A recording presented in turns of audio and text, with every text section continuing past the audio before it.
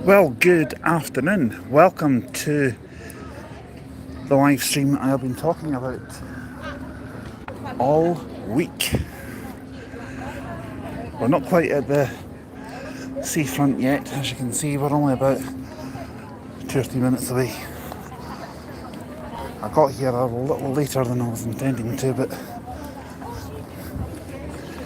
not to worry. We're down in Ayr on the shorefront for the International Air Show Saturday. Now, when we get down there, I'm going to find a nice spot. And I'll wish me luck with that because it will be mobbed. Apologies I couldn't get down here last night, but I was working. I've already seen some of the videos that are doing the rounds on YouTube. This live stream will be ongoing till it finishes, probably about 6 PM, so I've got plenty of power on my phone, plenty of data, and plenty to charge my power bank. But please bear in mind that I know nothing about these aircraft. I'm just doing this because I enjoy doing these things. It's the War Memorial. So if you're just local to Ayr, you'll know where we are.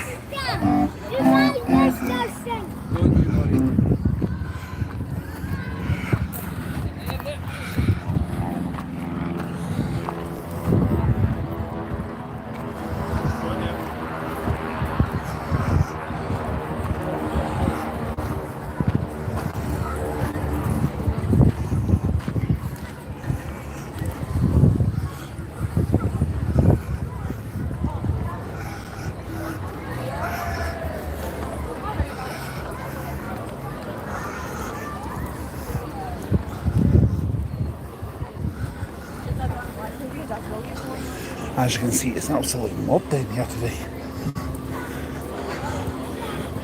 Not surprised. I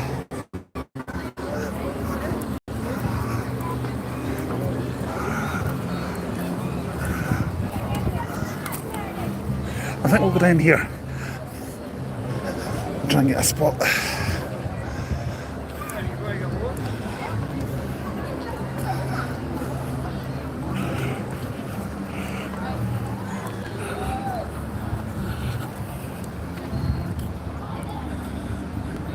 Hello to the person who's just said hello. Sorry, my display's that dumb, I can't really read your name.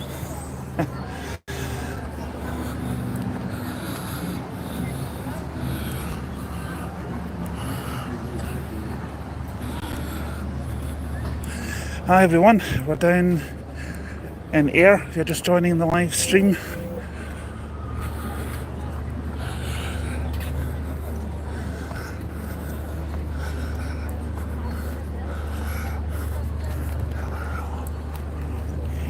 Today is the Saturday of the Ayr Show.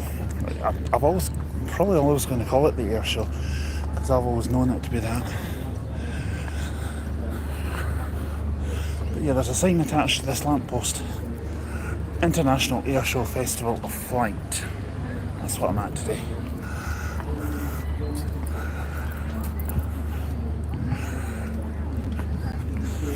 Now, unfortunately, I wasn't able to print off a timetable of what is flying today, so we'll just have to see what's there when I get a chance. Actually, I'm going to take the chance to stop here for a second.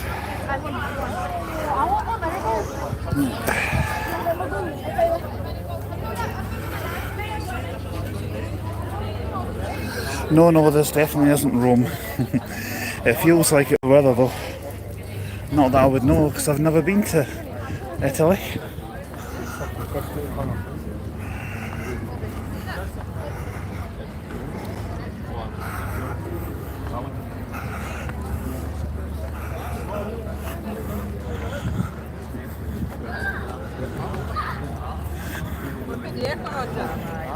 We've even got palm trees down here.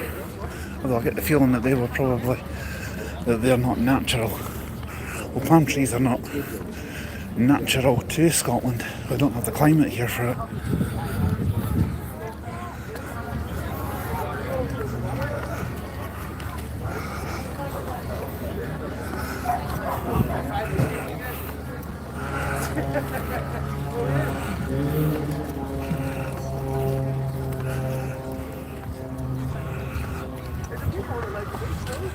Now,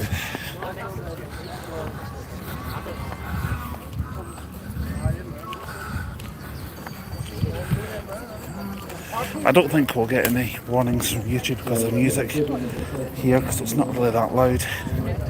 I don't think the phone will be picking it up.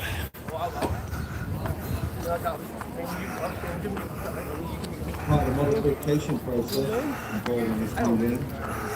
For many years, Starlight really involved with it as well. For the last 3 years, it's built a shape like that for new direction. And this is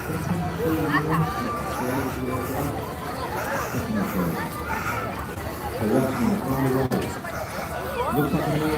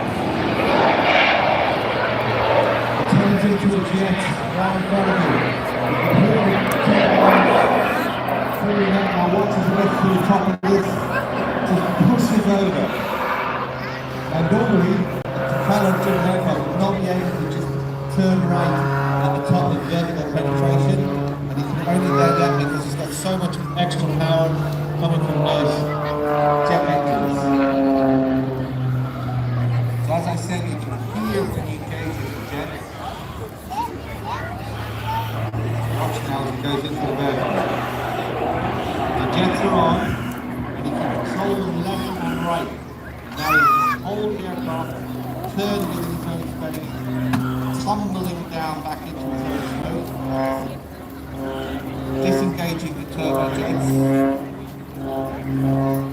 Those turbines turned off.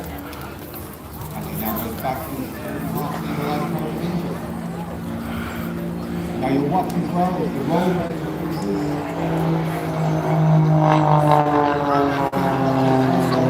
top and bottom wings. So in effect it has 4 ailerons and you've got a snap rolls. You've got a roll rate over 360 degrees a second. Literally like being inside a washing machine. In 1 second you've got a 1.5 now once you keep the aircraft inverted, so he's upside down, hanging on, it's 5 minus. Clearly the light-homing engine, so convert your fuel pump system. Half rolling, you're watching the watch those turbines.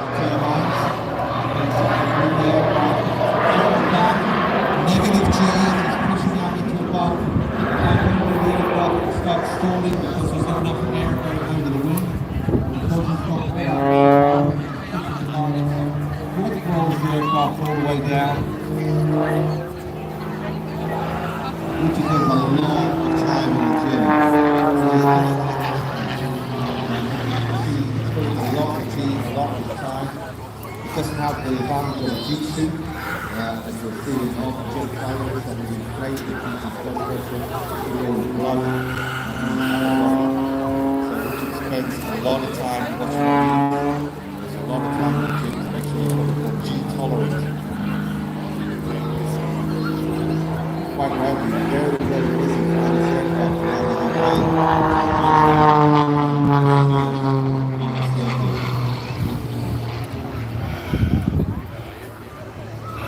Now this is one of my favourite maneuvers. He's going to do it. First time I saw this, I don't know what to call it. It gets the aircraft, just holds it. Now look, it's just hanging there. Now watch. Rotates the aircraft back around, feels going straight at the same time. Now there is a version of that you can do with a propeller aircraft, tail sliding and things, but you can't do it that fast. And you can tell you need to stop the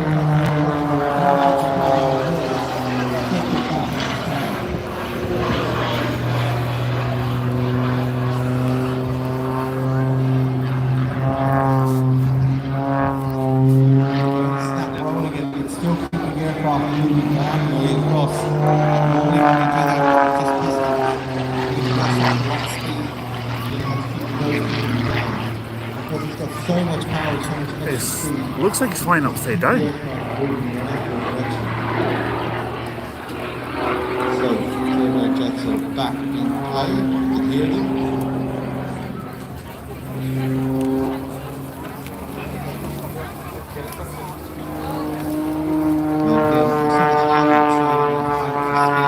You just have to do that. At any height, you can execute maneuvers that you want because he has the power to do it. So you can put the aircraft on now, and right towards us. Listen, and hear him spooling up.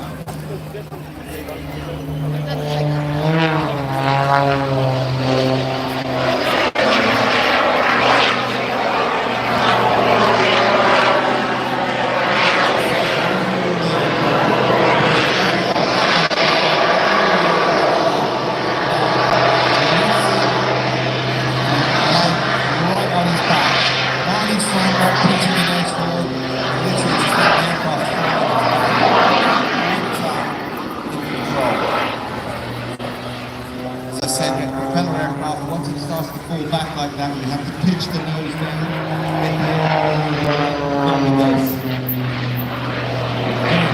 turbines engaged, rolling into the wind. Now he's going to pull back on the power.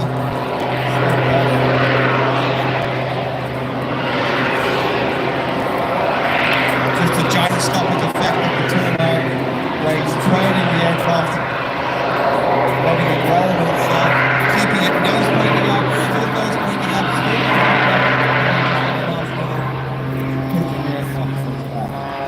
absolutely amazing. Massive control surfaces, so heavily modified. 17-8% on the training surface of the wing. So they're giving a lot of roll. It's like if you get behind a big Porsche car or something like that, there's these massive tyres on the road. Those tyres are going to drive the surface of the road because if they're little skinny tyres and they've introduced all that power, they just wheel. It's the same with Richard's control surfaces.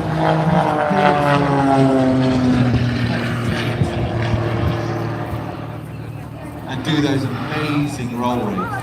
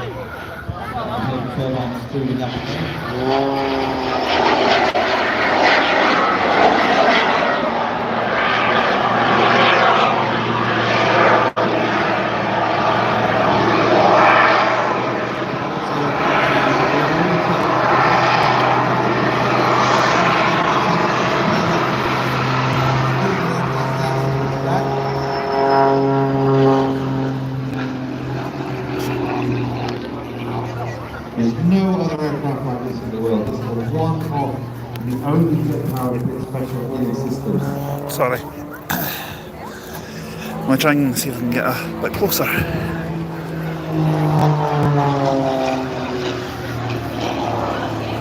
Now watch, it's very slow. Which is going to do a corkscrew, but on there, it's fine. Normal corkscrew is quite down, corkscrew. As they turn it, and watching that speed, because it's all that extra power, you can actually accelerate into this corkscrew and go up at the same time. Again, only this aircraft can do this, or only these kits with the jet turbines on board could do this.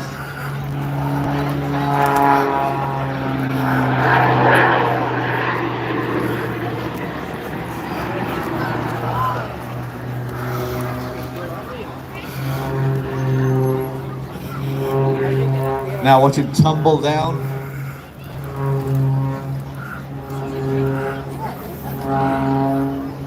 Amazing control. Coming back in on the 45. Now that outside negative G. So you've got positive G that keeps you pushed down into your seat. When he does that, inverts the aircraft and pushes out, that's negative G. So instead of the blood rushing down into your feet, it's rushing up into your head. It's very, very uncomfortable. I really don't want to do it.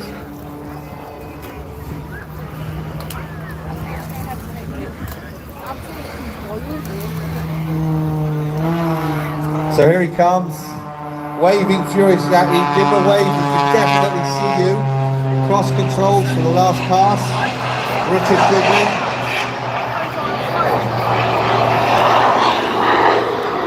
And here he goes, powering out.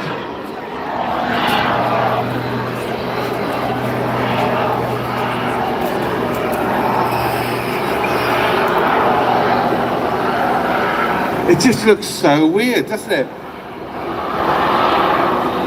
All your flight training as a pilot tells you that shouldn't be able to do that. That aircraft should be stalling and falling out of the sky. But because he's got those turbines on him, that means he can do something that defies basic rules of aviation. And here he comes back in for his last pass, where he heads back for a well-deserved rest. Richard Goodwin and the Jet Pets.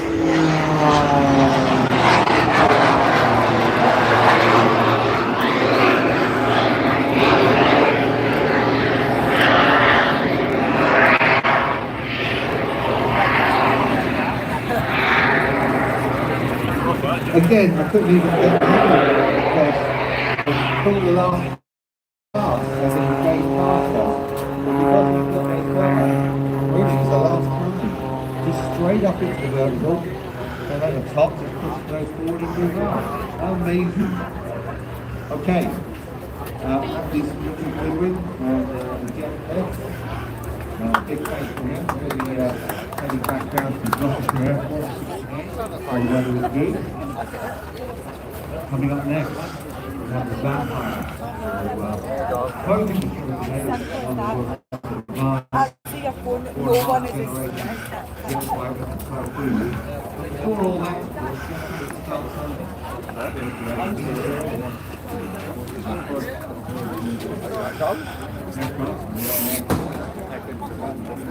Oh, sorry. But seen on the heels of the feature was the Vampire and the Venom. Just looking for somewhere to get into, but it looks like there's a queue. So, yeah, looks like we're standing. Oh well, just looking for a spot. There's... I remember I got here a bit earlier. Really was the boundaries of aviation knowledge at the time.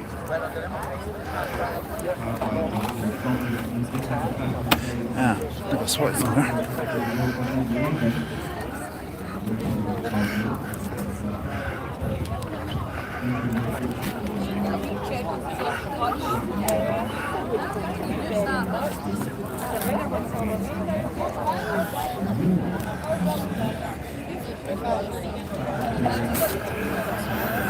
Well, as you can see, it is absolutely packed here today.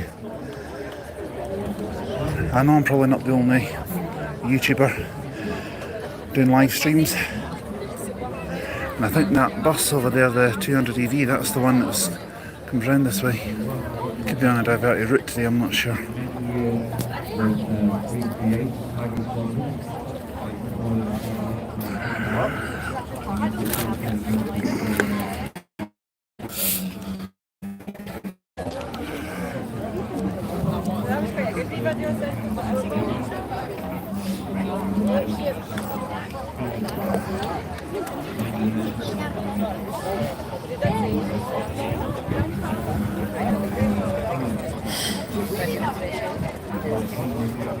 The next aircraft should be en route pretty soon.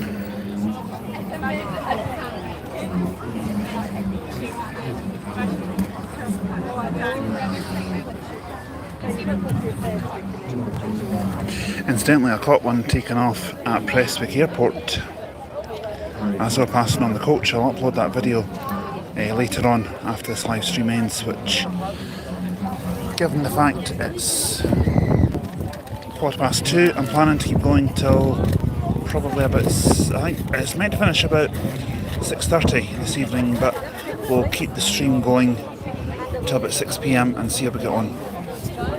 So this will probably be the longest stream this channel has ever seen. But do I care? Oh, I wouldn't say any better, but it's okay, but I'm behind you. She got your info. I'm just wondering if there's somewhere around here that would maybe have a copy of a timetable. I might go and investigate that in a minute.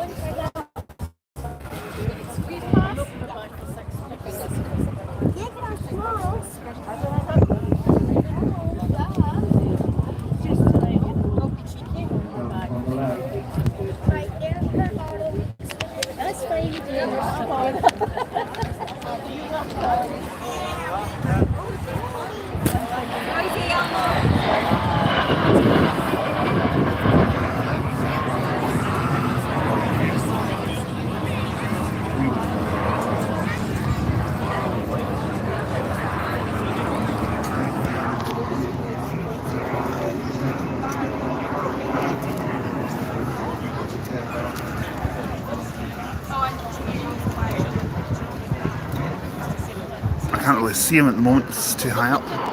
Here we go.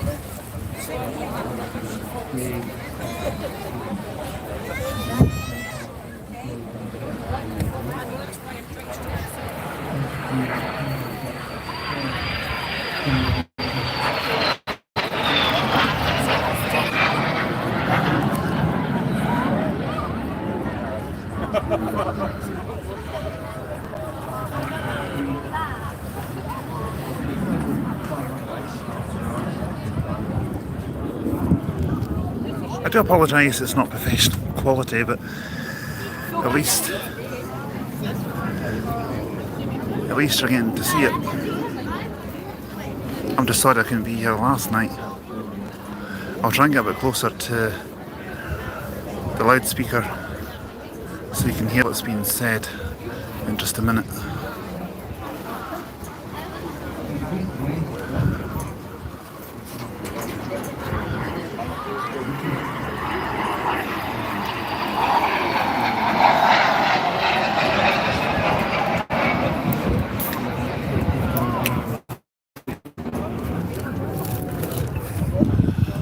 A little closer.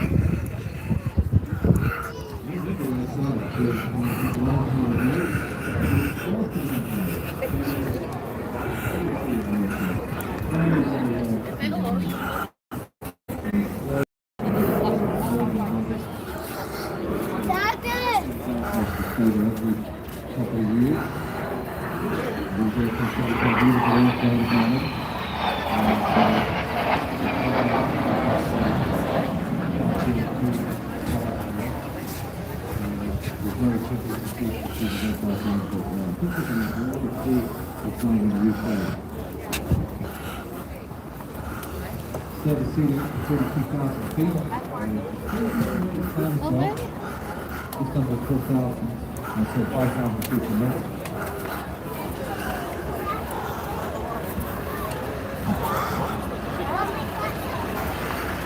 The Norwegian Air Force Historical Squadron was established back in 2007.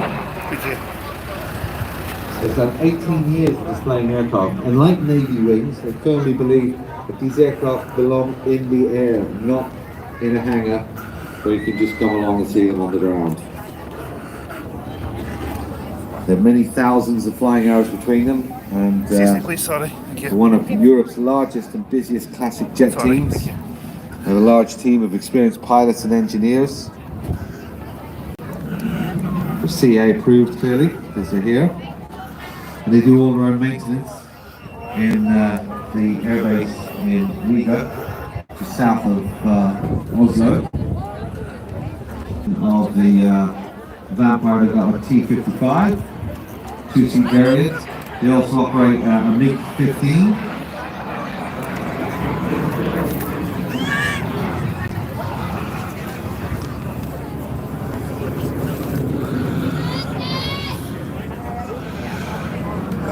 They're a non-profit organisation, started back in 2008.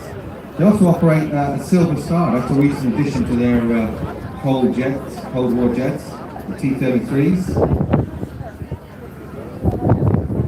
They're very involved in education as well, especially in Norway. And a lot of the aircraft around the Norwegian circuit, talking about the Cold War heritage of the Norwegian Air Force.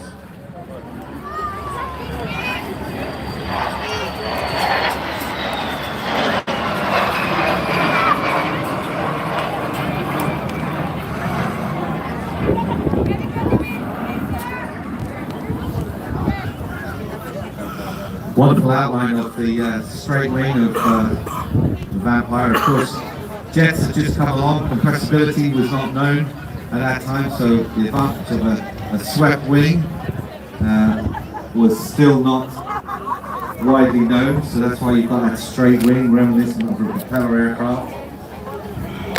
So here he comes in for the last time, and the last pass.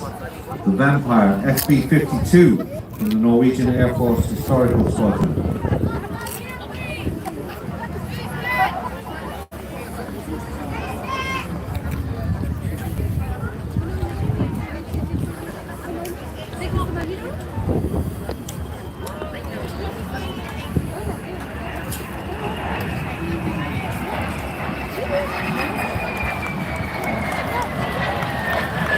Love the sound of that double engine. A big thanks to Tintin, Brigadier Tintin, and thank you for flying all the way from Norway, went to Ireland, did a show there, came back over to Scotland, did our show, now we're going to head straight on back to Ireland. Now, ladies and gentlemen, we are going to enter a completely different realm of aviation history now. After the Second World War, there was a lot of pilots kicking around. Also, there was a lot of spare aircraft kicking around. Someone came up with the idea of, hey, why don't we do wing walking? We can buy one of those training aircraft that we had. What were they called again? I'm sure we can find one. And then we can get a lady to go on top of the wing of the aircraft. She can walk around a bit, we'll fly around a bit, and everyone will love it. And that's where this came from. This is pure barnstorming. And I'm very pleased to say we have the best of the best with us with the aerobatic wing walking team. So get yourself ready, because these Boeing steermen and the ladies on top are going to absolutely amaze you. A 1947 biplane. We're going to reach speeds of up to 150 miles an hour, but only when they're diving down. They don't normally go that fast. You can see them way off to the left they're holding. So when the aircraft come in, look on the top of the wing. On the top of the wing, there's like a harness. And harnessed to the top of the wing are two ladies. They are going to perform on a rig.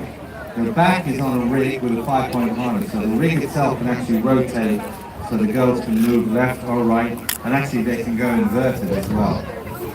We're also going to listen in to the cockpit to Dave Barrell, chief pilot, as he calls out some of the maneuvers as well. So watch as they come in their original 1940 vintage Boeing Stearman biplanes, in their striking red and white and blue livery. As I said, these aircraft were used predominantly in World War II. Over 10,000 aircraft were built for training. We have Harvard as well. Radial engine. It has a 10-foot diameter propeller. Engine's almost 17 litres. That's 9 times bigger than the average family. So here we are, up top. Let's get ready to welcome Aerobatic's wing walking team. You can see the girls on top, watch them waiting. We're going to listen in to Dave call out some instructions from the cockpit. They're upside down, strapped on top of a wing. Why? Why would you do that? Wouldn't you if you were upside down that high? Okay, well, we should point out these girls interviewed for this, so they're not forced to do it. They want to do it. So we're going to listen in, see if Dave pulls out some instructions.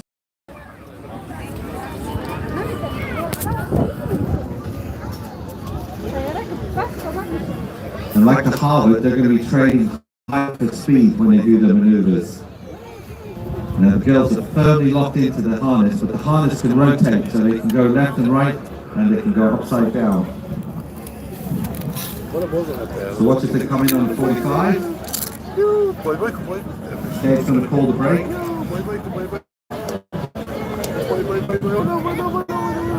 And look at the position the ladies are in.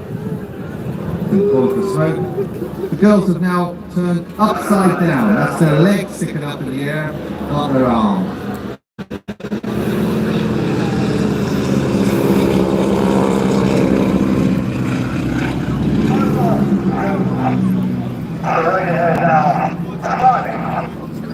So keep an eye on the ladies on top, see how they rotate. Right, see they spin back around now they're the right side up.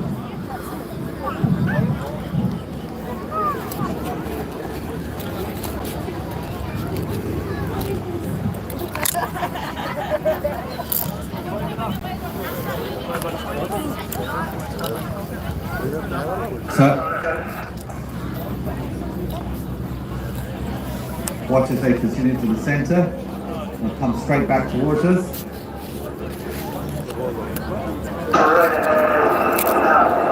Coming back in on the B-axis, straight into us, and now look at the lady. Just side on.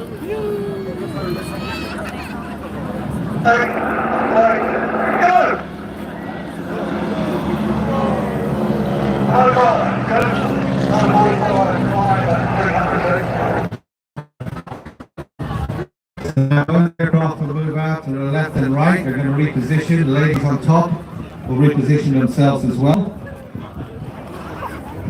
We're going to have a sequence of opposition passes where they'll come in from left and right.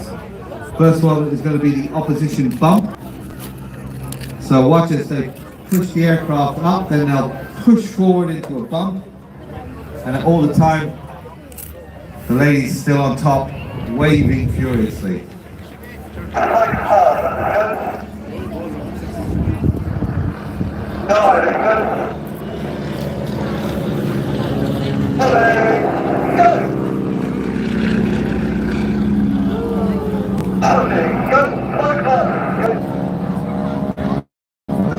With Dave calling out every manoeuvre as he executes it, clearly his reciprocal pilot cannot see it because he's going in the opposite direction.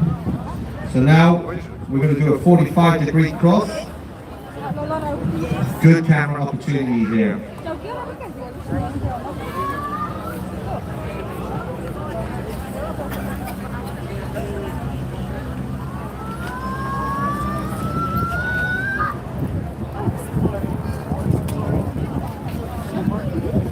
Watch the ladies on top, they're lying sideways now, 90 degrees.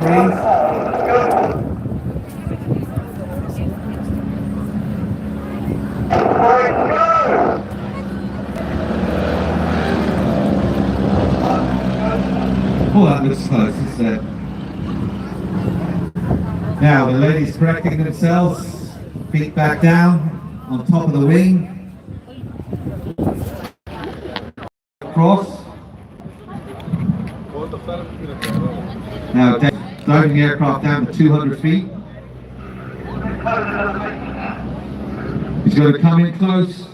We did tell him yesterday if he wanted to come in a little bit closer he could. So let's get a good view. Ready?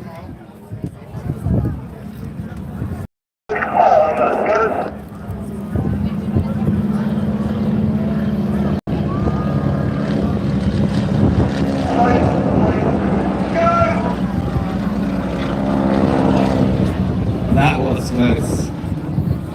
45 cross. Now they're going to get into an opposition rejoin. So it's been pretty spectacular. It's nice to see the ladies on top waving. But you think, okay, so they're pretty safe up there.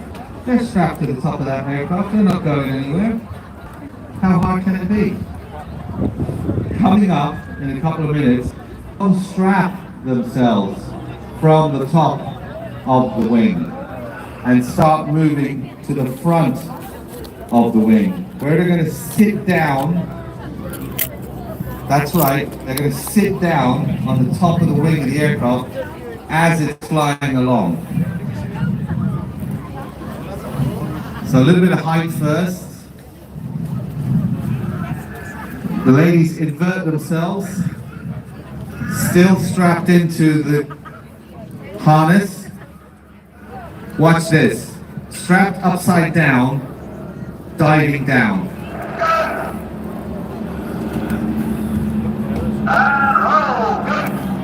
Rolling upside down. Imagine going for that job interview. Yes, what we want to do is, right, we're going to put you on top of the wing and we're going to roll the aircraft upside down. Oh yeah, that's a great idea, let's see what happens. No thank you. So, as I said, the ladies have now really had as much, I think, as they can take of being thrown around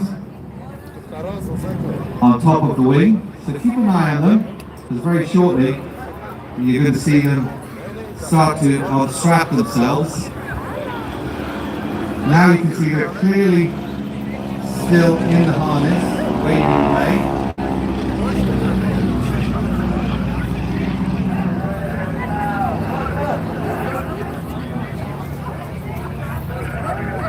So both ladies are qualified in this. They've been doing it between 4 and 7 years apiece. Spend a lot of time in the gym. As I said, they're doing about 150 miles an hour in the dive. We're normally cruising around 70 to 90 miles an hour. Imagine sticking your head outside a car doing 90 miles an hour. Well, they've got their whole body outside. Now keep an eye on them. If you've got binoculars in particular, you notice they've just unstrapped themselves from the harness. And now the post is empty. Where are the ladies? The ladies have retired to the leading edge of the wing, where they're sitting down, enjoying the view. Have a close look now as they come high. Give them a wave because they can see you as they sit on top of these Boeing Stearmans.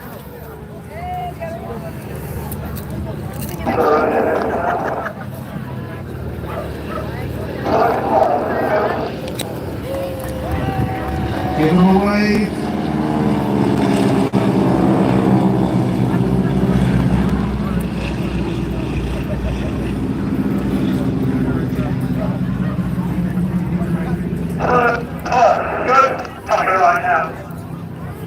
Now, not happy with just sitting on the front of the aircraft. The aircraft are going to come back in after they've unstrapped. The aircraft have now slowed down to about 80 miles an hour. They're now going to climb forward. I was talking to them saying it gives you a really accelerating feeling of freedom. But you've got to have a lot of upper body strength to hang on there. Now the girls are going to come back, but this time they're actually facing backwards with their back into the wind, and they'll be waving as well.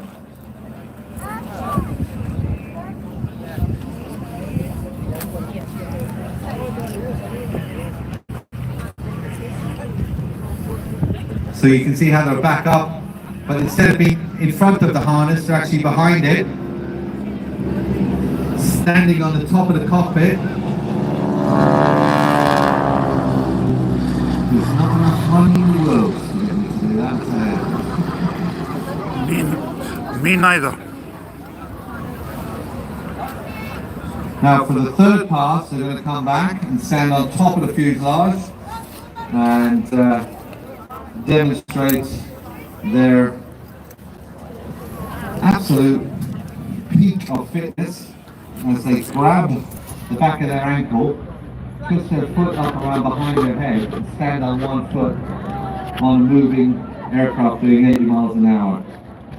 One leg in front of the pilot's windscreen, halfway between the cockpit and the wing.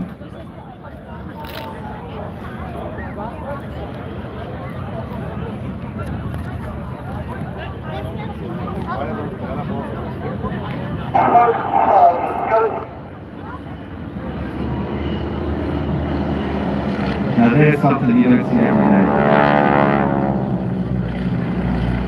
See the ladies just forward of the cockpit?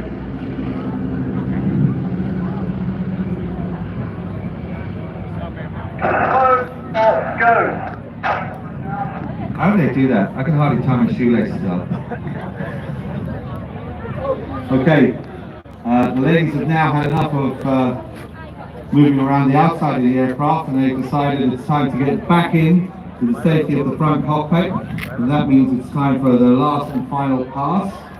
We have to say a huge thanks to Kirsty Popjoy, who's the wing walker and the lead aircraft. Also to Emma Broadbent, she's the number 2 behind her, and of course the 2 pilots, lead pilot Dave Farrell, flying the first aircraft, and then behind him is Brian Horns. And wing walking team, you've done us proud. You'll notice the girls are waving. Don't be stingy with your waves back. They can definitely see you. So please, for the last and final time, give them a wave.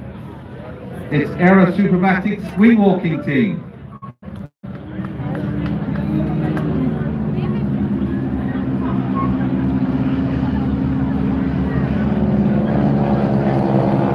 They're good, aren't they? They're always nice to hear.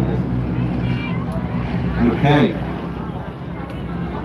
Coming up next, we're going to go back into the realm of aerobatics with the Starling team. This is a father and son team flying extra 300s.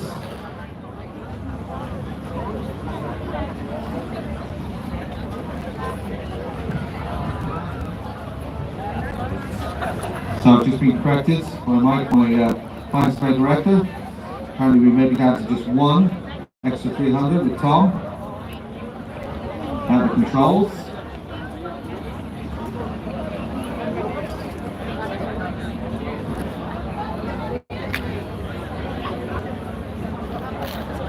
Now, if you've seen this team before, they used to fly different types. One was a cap and the other was an extra.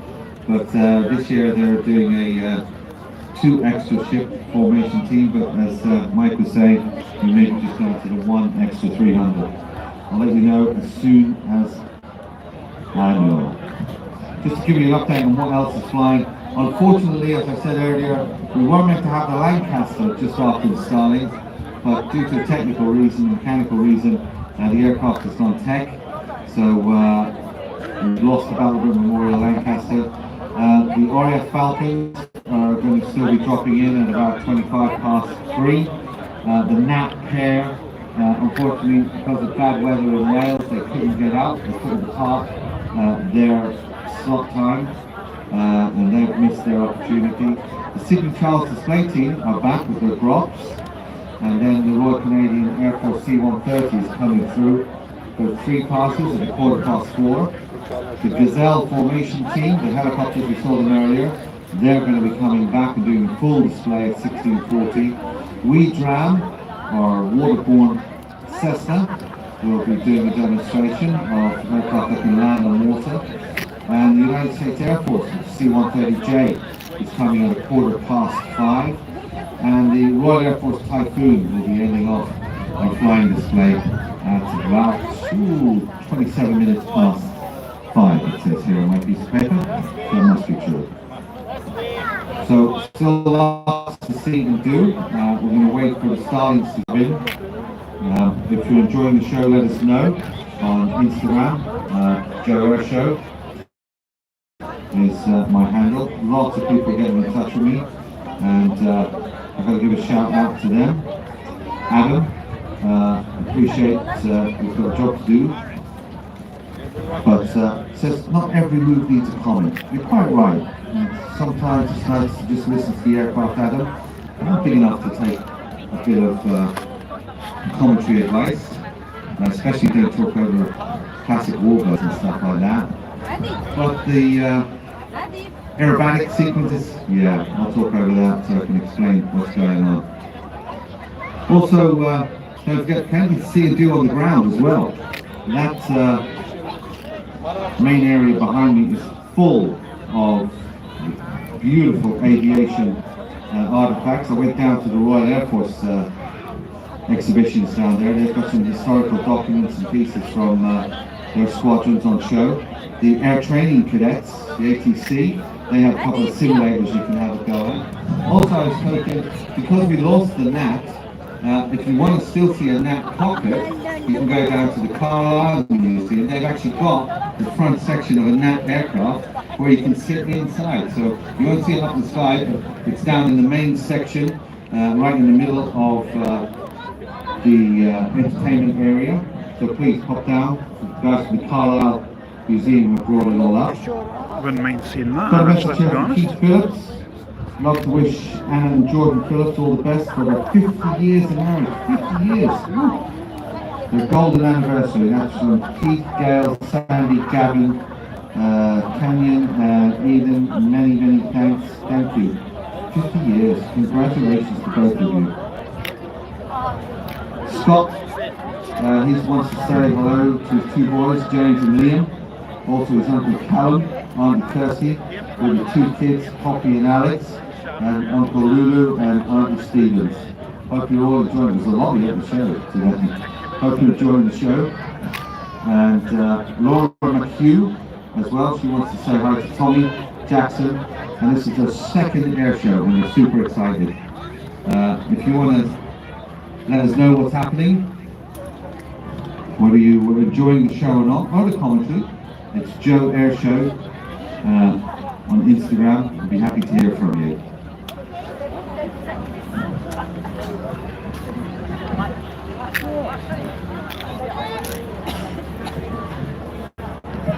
Also got to say hello to the guys from Plains TV. They are doing a great job live streaming this whole event. If you Google Planes TV, you can send a link to anybody that's not here, and they'll be able to join in the fun over the Clyde, and also to everybody listening on Planes TV. Hope you're enjoying the show.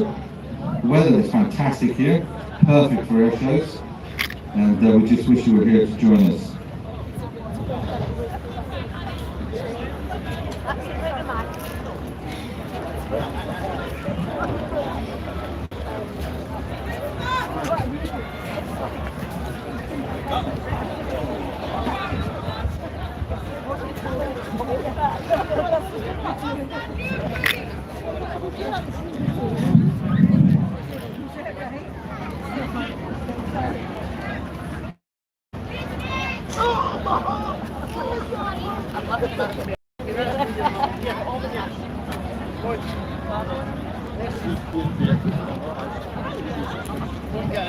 I'd like to say a special thanks to Ashley Limited, our local base main contractor covering a diverse range of construction projects and sectors, including affordable housing, residential, education, healthcare, leisure and industrial.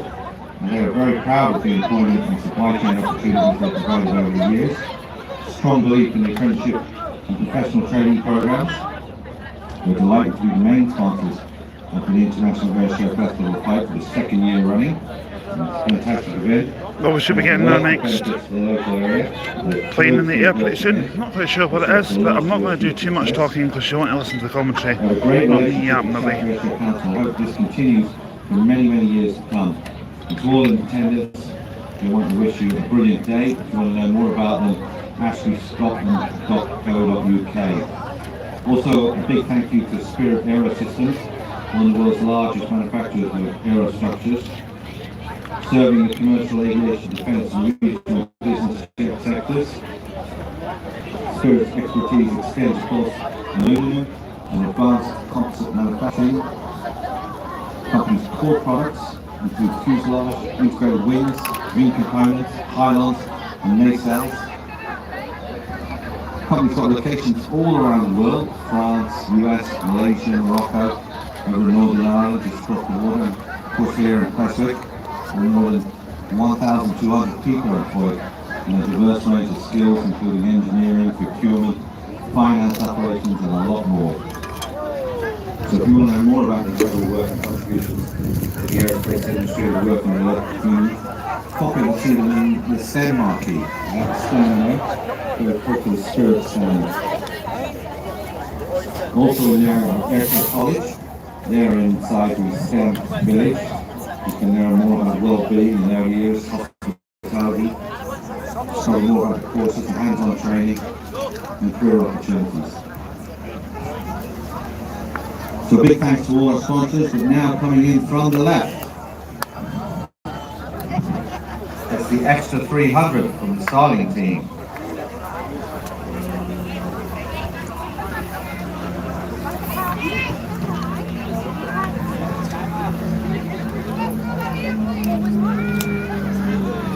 At the controls, we have Tom. Tom's been flying that aircraft since 1983, over 40 types. He's got over 7,000 hours. That's a lot. On aircraft, also top pilot through the Islander for 5 years. And the Slingsby. And this aircraft, the Extra, was originally built for dominating the world airbag. And as you can see, very accomplished pilot. That's a wing over. That's your traditional wing over. But he then corrected it, boot for a rudder, and then bunted the aircraft onto its back. Powered by a light engine. Unlike the jet-assisted pits, you will notice you will be trading off height for speed.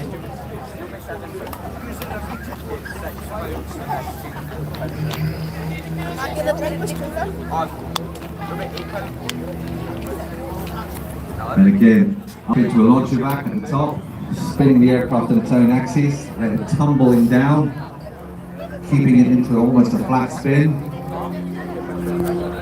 normal aircraft, you want to get out of that as quickly as possible because you want to get the airflow over your wing process, and there you go, that snap roll.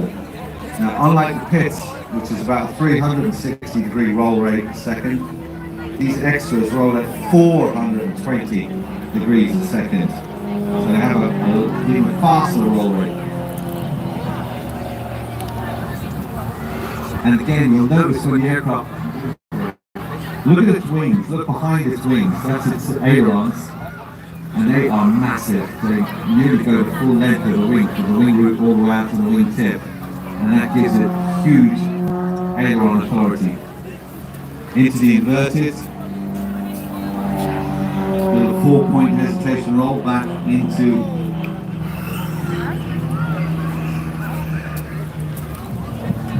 a rolling Cuban. Oh, little flick down the top, boot for a rudder, then hard back on the stick.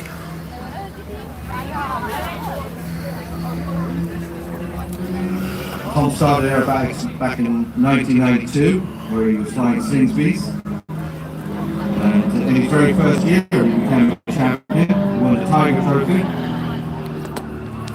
He then started flying his Lynn 50, which then brought him up in class. He went up to the advanced level. And since then, he's regularly flying CAP 222.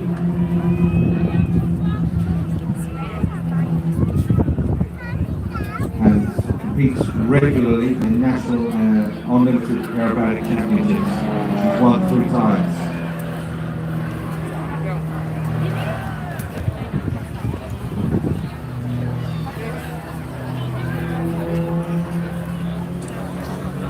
So these extra NGs are the go-to aircraft now at the next generation. Extremely light, extremely powerful. They are actually 2-seaters, so you can go along for a ride if you want to feel what 9G snap rolls feel like. No thanks. Another wing over. And just tumbling the aircraft down.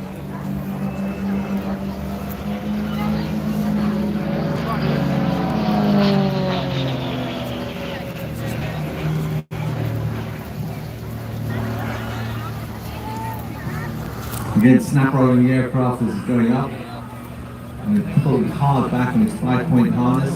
If you're sitting inside the aircraft, you're not actually sitting like a traditional pilot would be, pretty much upright. The aircraft are built so that you're leaning back. You've got about a 20-degree pitch back into the seat, and that sort of dissipates the G load across the whole of the body and helps you pull a lot more G. So you're almost lying back. You've got a control column between your knees, and that is, if you sit inside the aircraft, you think, well, this control column is really long, it's sticking right up, it seems to be a little bit too long, but that gives you a lot more authority when you're pulling the aircraft around at the top of these big maneuvers. You need leverage. There's no hydraulic systems on these aircraft. It's all cable.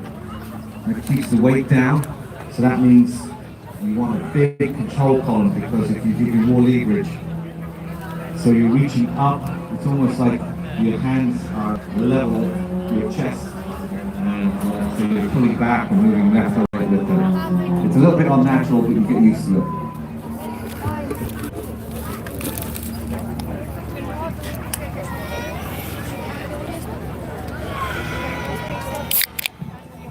Again, good demonstration of power. Oh, it stayed very well hydrated today. Stay in the hole there, but unlike the pit vessel that we saw that could hover, this aircraft still has to keep moving forward.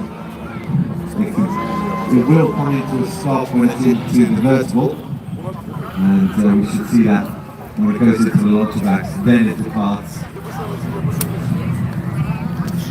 And here we go, a big boot full of rudder, so kicking with his feet left and right to move the tailplane at the back of the rudder. And that gives you that movement from left to right while he's doing the aileron rolls at the same time.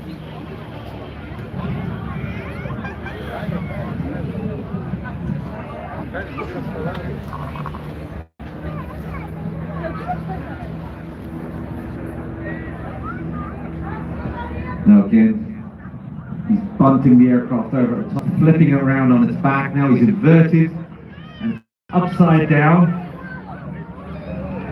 rolling the aircraft down on the 45.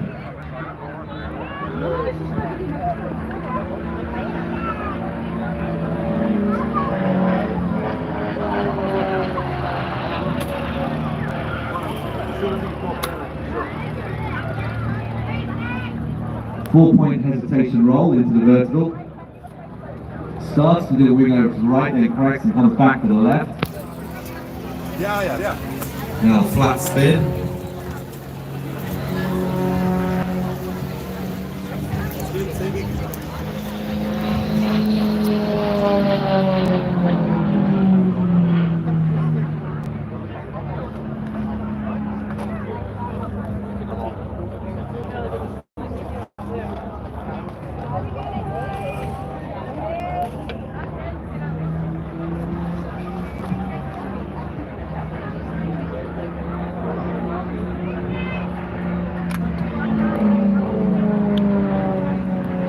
You can see the aircraft has clearly got a fixed undercarriage. Early versions they were talking about putting a top version on it, but the hydraulic systems and all that's included in making a retractable undercarriage added too much weight to the aircraft. So they decided on that fixed variant.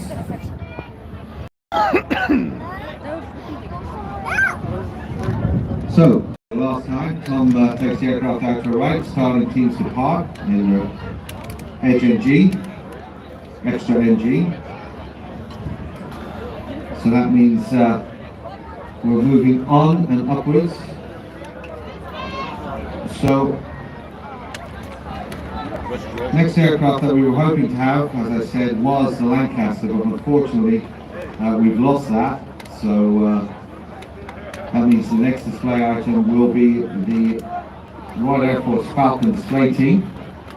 And yesterday they did a fantastic drop, and doing the commentary for that was Private Lieutenant Catherine McKenna. I thought she was going to be back today to do that as well.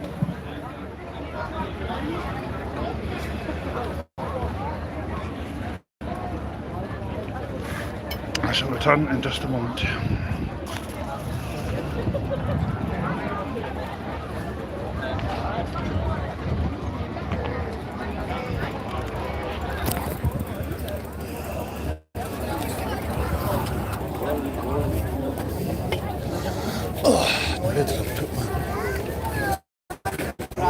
So, voice here on the Flight Lieutenant Catherine and the Royal Air Force Falcon parachute display team.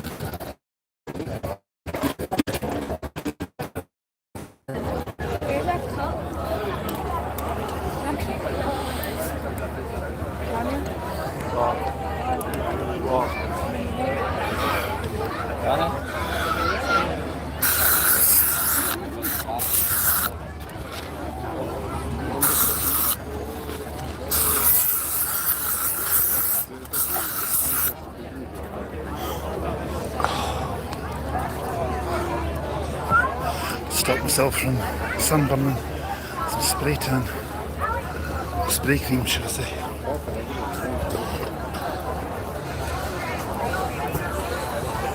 Spray tan? I wouldn't have that sort of stuff.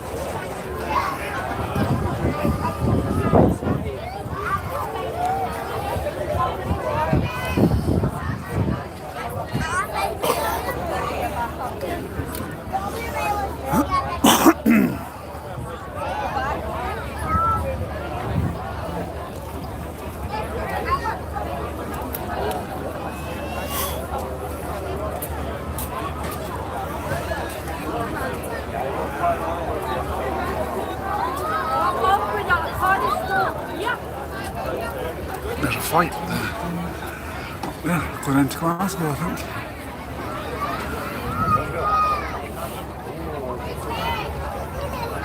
Got a feeling that burger van over there might be getting a customer soon for some drinks.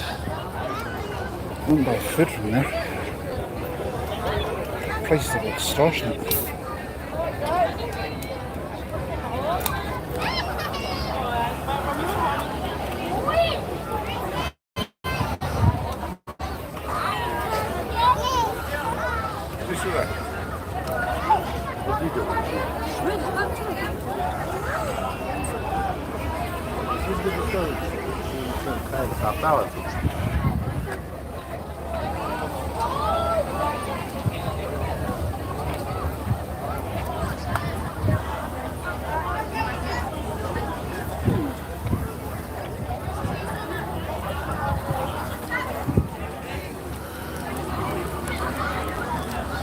Well, there's not much happening in the skies at the moment, folks. I was going to go for a little walk around, but if I do that I might lose this decent little spot that I've got, so I'm staying put. Can't get a seat though, but well, I don't mind standing.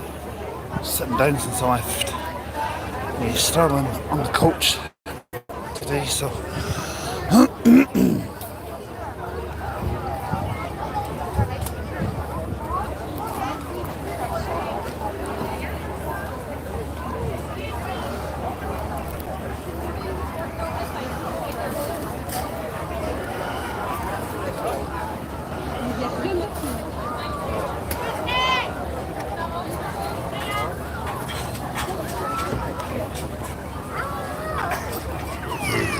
excuse me.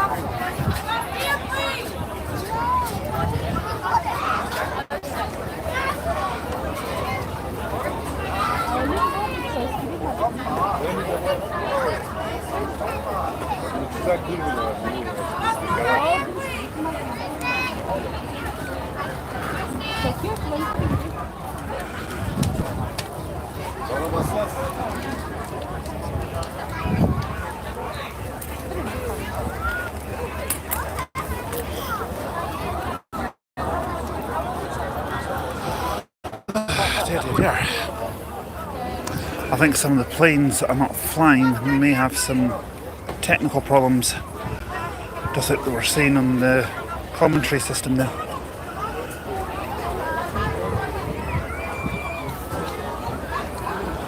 But I'm certainly enjoying it. I'm thinking about making this a yearly thing. So ladies and gentlemen, I did mention this earlier that we do have a drone here today, and very shortly it's going to go flying. That's our drone. We control it. The Flying Control Committee control it. So these are the people that are in charge of the whole air display. Do not launch your own drone when you see, oh look, there's a drone. We can all go fly over a drone now. That's not how it works. It's incredibly dangerous. We're controlling this drone ourselves up here at the Flight Control Committee. So please don't take this as an invitation to everybody start putting the drone up. Also, I should tell you, the drone is being launched because we're going to be recording this for Airshow TV, or Planes TV, I should say. So feel free to wave at it at any time if you want to see yourself on the video. Also, very shortly, the Royal Air Force Falcon Parachute Display Team will be in the overhead, and we're going to hand over to their very accomplished commentator, and they'll be able to take us through everything that the Falcons are doing. Flight Lieutenant Catherine McKenna, and it's all over to you now, Catherine. Thank you very much. Good afternoon, everybody. Has everyone had a good time so far? I haven't got a drone anyway, Give us a bigger cheer than that. A bit better. Sure, we can do better when they actually get here. So as introduced, my name is Catherine. I'm going to talk you through the Falcon display today. They've been practicing all year. They're going to put on an exhilarating and a highly skillful display demonstrating the RAF's parachute capabilities. They can jump anywhere between 2,500 feet and 12,000 feet. For reference, the Empire State Building is only 1,500 feet. And today, because the weather is so good, they'll be dropping at 7,000 feet. This allows them to free fall for 2,000 and carry out maneuvers for 5,000. You'll see there's already some of the Falcons out on the ground today. This is called the Drop Zone, the DZ. Today's Drop Zone Safety Officer is Flight Lieutenant Alice Rogers, and she's assisted by the Survival Equipment Technician, Dan Welshie Edwards. The team are responsible for preparing the landing area. They check the cloud cover and the wind speed and direction, and it allows the drop zone officer to calculate which direction the aircraft needs to approach and when the Falcons need to jump. The Falcons today will be jumping out of a Dornier, which is a small white aircraft. Now I'm going to need some help spotting this, so if you can see a small white aircraft, start pointing it out for everyone else. Oh, I can't see it as yet. Yeah, we can see a small white aircraft over the sea. So if you want to turn your direction to the back, facing over the sea, there is a small white aircraft just circling around. The team coach today is Flight Sergeant Liam Lyons, and it's his job to guide the aircraft to the right spot and to get all the Falcons onto the ground. Inside the aircraft, a red light will signal for the Falcons to prepare to jump. They'll be checking all their safety equipment, and they'll be psyching themselves up as well for this rush of adrenaline. When they do jump out, each one will leave every 3 seconds.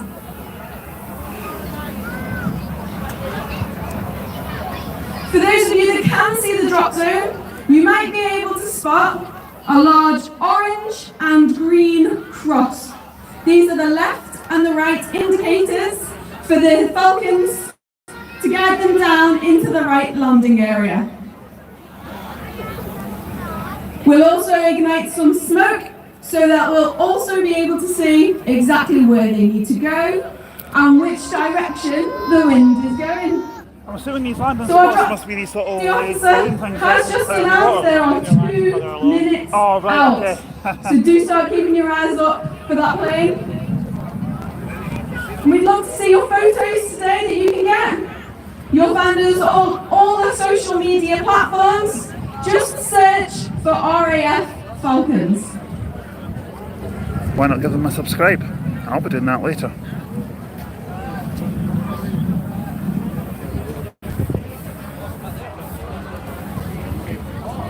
A little bit of information about the Falcons.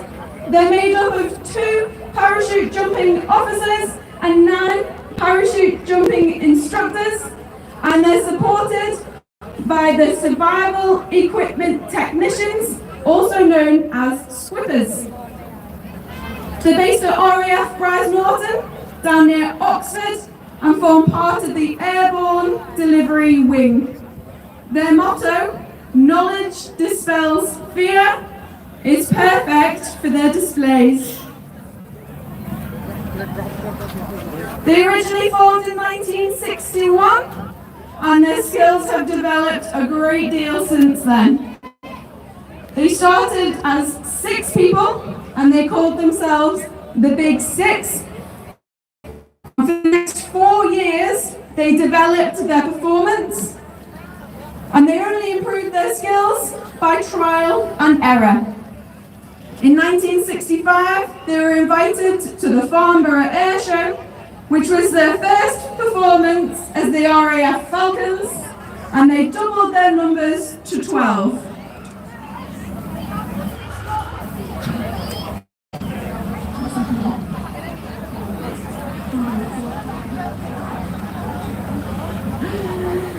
Unfortunately, ladies and gentlemen, that was a dummy run, and they're having to go around again. They weren't quite in the right place at the right time. So again, there'll be another few minutes but do keep looking out for that white aircraft. It's a bit easier to spot now, it's got the slipstream clouds behind it.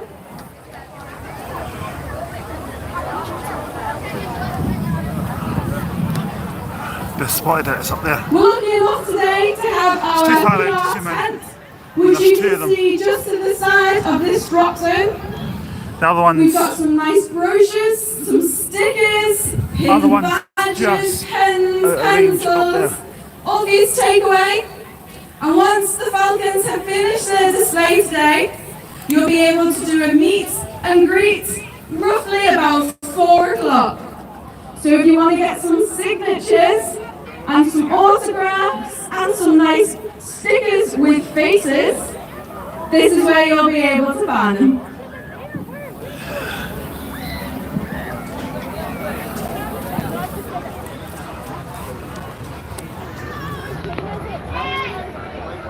You're just out of range but when you're doing like Okay, we're 2 on minutes out YouTube. again. You can only go to times So 5 keep your eyes soon. peeled. Can we still see that aircraft? Yes, only just. My mistake, it's not the one with the 2 slipstreams behind it. Ah! Wrong one. At least I hope it's not. That looks like it could be an actual flight. See, The aircraft is now going back over the sea. if I was live streaming on my tablet, I'd be able to use Flight Tracker on my phone. But unfortunately, I don't have my tablet with me because I have no charger for it.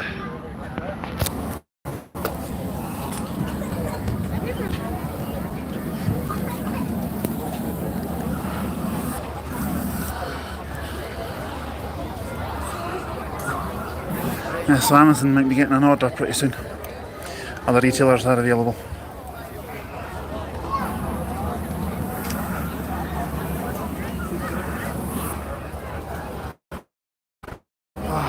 So hot. To help us spot the Falcons, we need to be looking for the red smoke that's going to be trailing from their ankles. They have small canisters fastened to their boots, and as soon as they jump out of the aircraft, they'll pull the tag and the red smoke will stream behind them.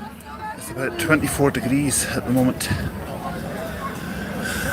I think my phone's saying 22 degrees, but it was saying highs of 24 on the weather app. Right, now let's see if we see any red or blue smoke. Speaking about the smoke, there was a guy smoking a cigar here a short time ago. It stinks. I'm a non-smoker, but Keep those eyes peeled. There'll only be a minute or so now. Can everyone see the aircraft? no.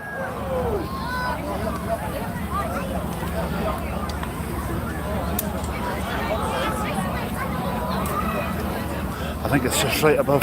It's almost directly above the showground. It's up there somewhere, but I can't see it. Here we go.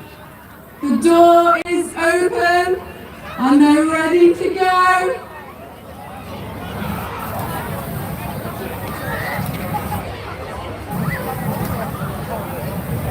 If all you can see is sky, I'm the same. I'm so sorry. Try my best.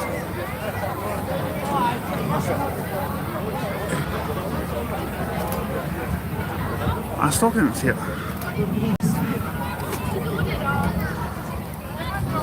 Ah, there we go. That red light's going to be flashing now and they'll jump every 3 seconds. Just see it. Try and count them as they come. There we go.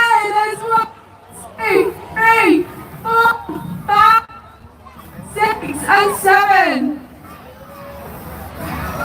This is their 2,000 feet of free fall. When their coach is happy, he's going to put them into their first formation.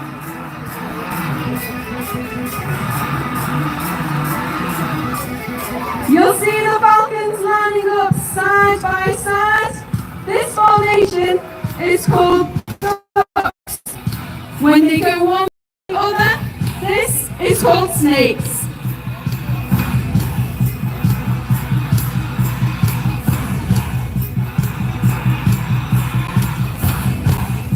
Once the coach coach is happy. The first formation today is the heart. Get your cameras at the ready. Today we want to dedicate the heart to Marin, Zoe and Odin, the nieces and nephew of our very own Falcon and Scottish laddie, Sergeant Greg Ashleby.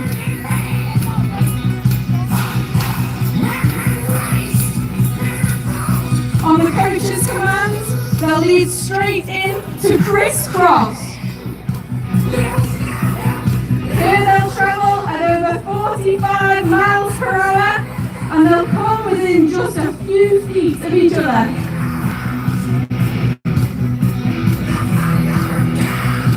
Another photo opportunity.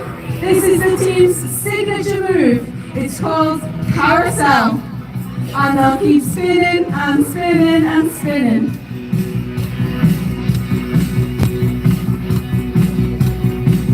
This whole display requires a great deal of skill as well as a lot of trust between the team.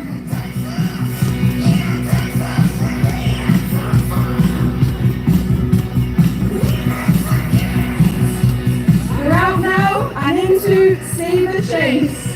It's essentially another snake, one behind the other, but with dynamic left and right turns. This is going to get the team nice for landing.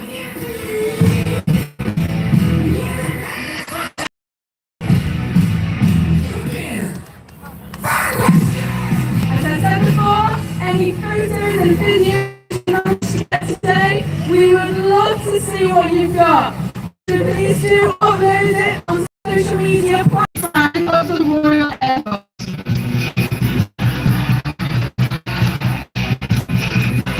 We'll also be able to see the Dornier, the aircraft that he just jumped from.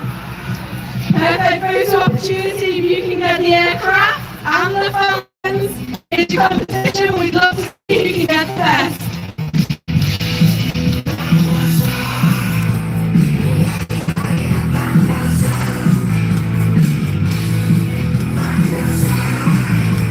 And the team are just about close enough to hear you, so please put your hands together. Give them a warm up.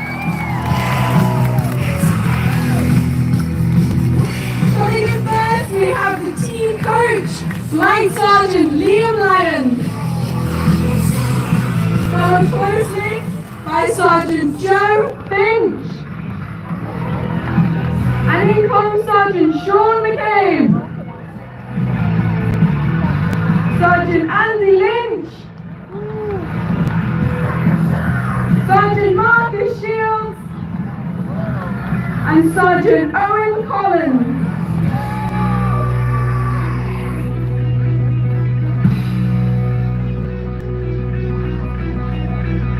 And coming in beautifully with the Royal Air Force ensign, our very own Scottish laddie, this is Sergeant Greg Ashleby.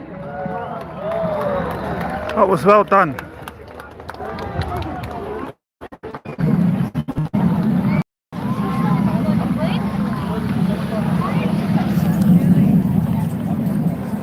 We haven't quite finished the display.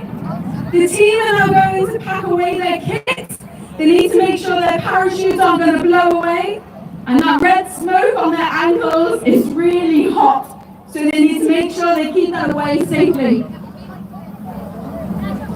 They're then going to be called forwards to give an official salute. Today, the official salute will be taken by Air Officers Scotland, Air Commodore Bill Gibson.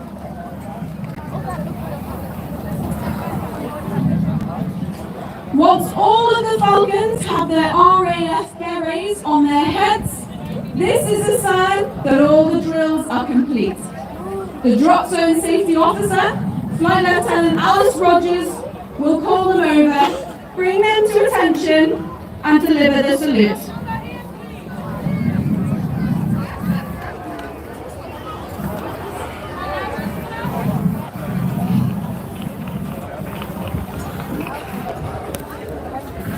given the fact that it's now 22 minutes past 3, I've been live streaming now for 1 hour and 26 minutes. Just taking over onto that now. 27 minutes actually, I beg your pardon. We'll be here till, well, I'll be streaming till about 6 o'clock, give or take. Battery strength is currently holding up pretty well actually at 70%. I've got my power bank in my bag there. I need it. I had to use up a bit of power for that this morning. Ladies and gentlemen, the Royal Air Force Parachute Display Team for 2024, the Falcons! The team will be available for signatures, meet and greet, any other information you've got about the RAF at around 4 o'clock at the Falcons tent, just to the side of the drop zone. One more time please, the Falcons! Which is the area that we're focusing on right now next to the porta toilets. Well, a big thanks to Royal Air Force Falcon Parachute Display Team, as always, bang on the spot. We've now got a revised version of our flying order, so unfortunately we lost obviously the Lancaster, we should have had it by now, and the Nats couldn't get out of their airfield, so that means next up will be Charles Display Team in their Grob powered gliders. Now if you were here last night, you would see a very different show from what you're going to see now, because these Grobs are also kitted out with pyrotechnics so they can fly. Here for Alice Wallace. Alice Wallace, could you please go to the meeting point, see Charlie? Meeting point, and if you don't know where the meeting point is, ask anybody what a tabard, they'll know where it is, or it's in the program as well. See Charlie. The connection appears to be a bit unstable at the moment. Hopefully it restabilizes itself. So the next aircraft should be along in about 5 minutes time. As I said, it's a father and son team flying the Grob 105s. So Grob, of course, very well known as a manufacturer of gliders, but they do a powered version as well, and that's what we're going to see today. I'm going to go and get a can for the next. So lots of people reaching out on Instagram, saying how much wanted to know, what's your favourite aircraft today, Joe? Richard and aerobatics. It's a unique aircraft, it's the one in the world. It's a tie between that and the it's the one only in the world left flying. I don't see it out of space in Yeovil, just down the road from where I live in Somerset. Stenson and Richard Goodwin's jacket. In fact, a really good question Andrew asked. Could you let me know what your favourite display item has been, even if you were here last night as well? What was your favourite aircraft? Let me know on Instagram. It's Joe Airshow, J-O-E Airshow. I'd be really interested to know what that was. So many good aircraft here today. Tactical Hot Dog, there's a great name. He wants a men's club. That's from Leanne Swayton. The signals having a bit of an effect. It's his 14th birthday. Happy birthday, Reed. Hope you're enjoying the sunshine. Give us a shout out on Air Show on Instagram. Also, don't forget everything going out live on Planes TV. If you want to send a link to your friends and family. You forgot to mention now, the Galvanta pal. I'm just scanning the skies now. So a lot of the aircraft that we have today, a lot of power. Lots of flick rolling and doing that, but if you look straight up now, you'll see a very different form of flying. These are the Grob 105's motorised gliding, and this is the Sydney Charles Display Team.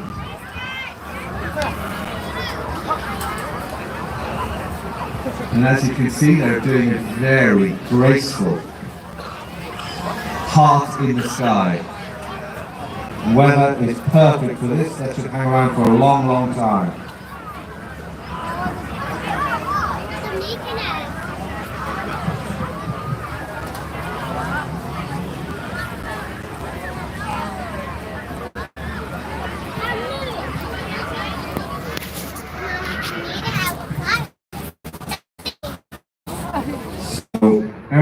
Pyrotechnics, which is what we saw last night, are sponsoring the Sydney Charles Aviation Insurance Services.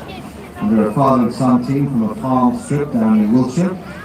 Tim Hughes is the father, grew up around the Duxford airfield flying models aircraft, while his father flew a glider as well. At 16, he started his apprenticeship repairing the gliders down at Lasham, a very famous airfield for gliders. And then he stopped. He was solo at the age of 16 in Lasham. Then he started repairing aircraft as well, in the Grob family. His first aircraft was a 109 back in '87. It was totally written off in a storm, but he still managed to repair it.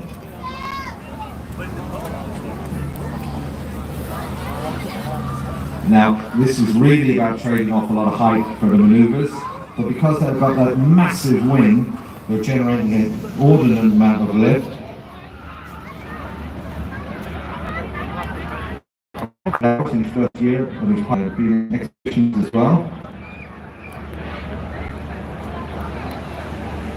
And his second son, his younger son Matthew, he actually went solo on his glider at 13.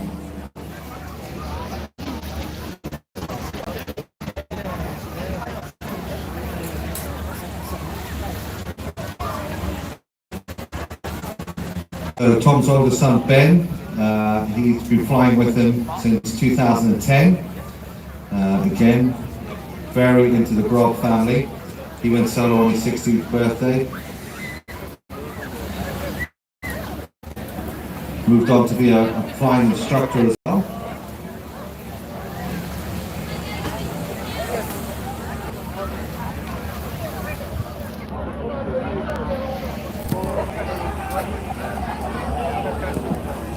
I'm a big fan of gliding. I do a lot of it myself as well down in the Mendip. A very economical way to go flying. If you want to get into flying, I highly recommend doing some gliding courses first, because it'll teach you the basics. It'll also teach you the best way to glide an aircraft if you have a power trouble.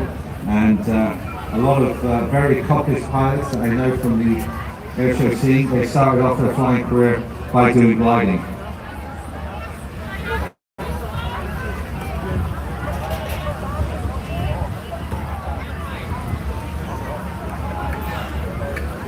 Now you can see how with the powered motors, they keep the aircraft up there.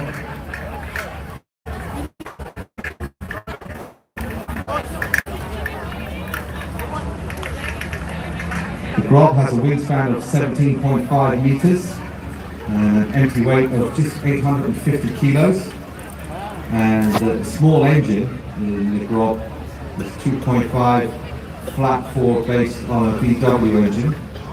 It's only got about 95 horsepower, but it has a glide of 28-1.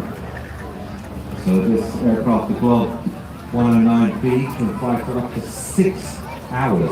6 hours on its 100-litre fuel tank and about 85 knots. But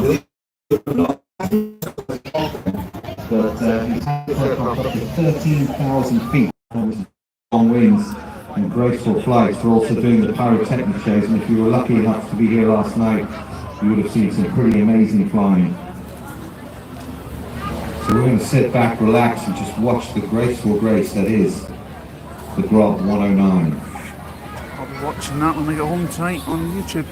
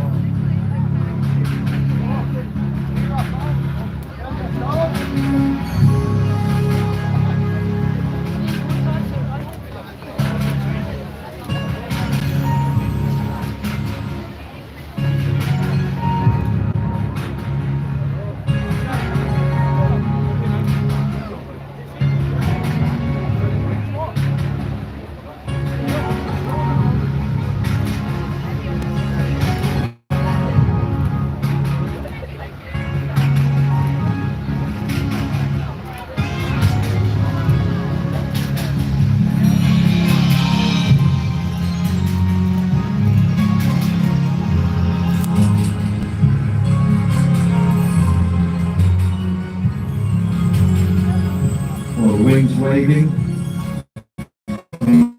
Cheerio from the Sydney Charles display team in their Grot 109s as they head back to land after a very entertaining display. I have some housekeeping announcements. Alice Wallace, please make your way to the meeting point to see Charlie. Alice Wallace, please make your way to the meeting point to see Charlie.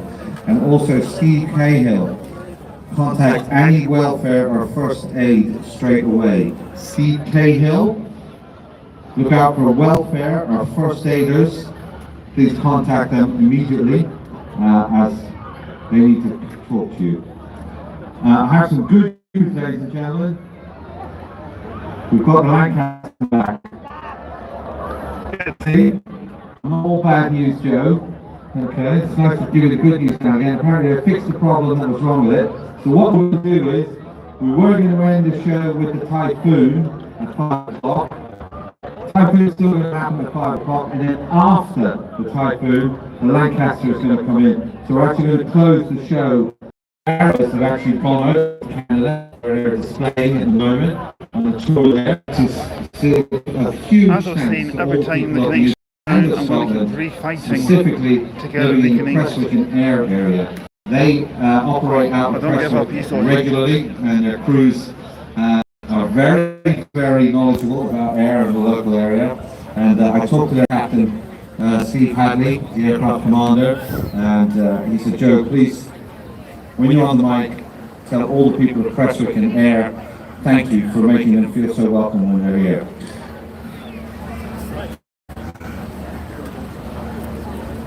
Now, Captain Steve Hadley, as I said, is the aircraft commander. His co-pilot is Eric, Captain Eric Rob-Bellard.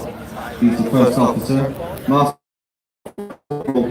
Colleen McFarlane is the load master, and Michael Boogley is the tech crewman.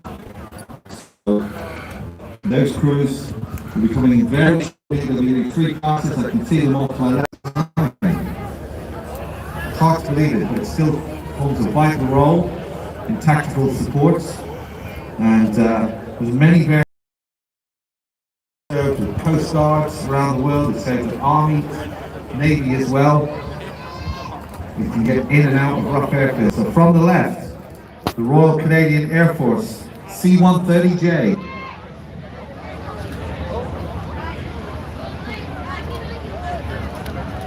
This is going to be loud.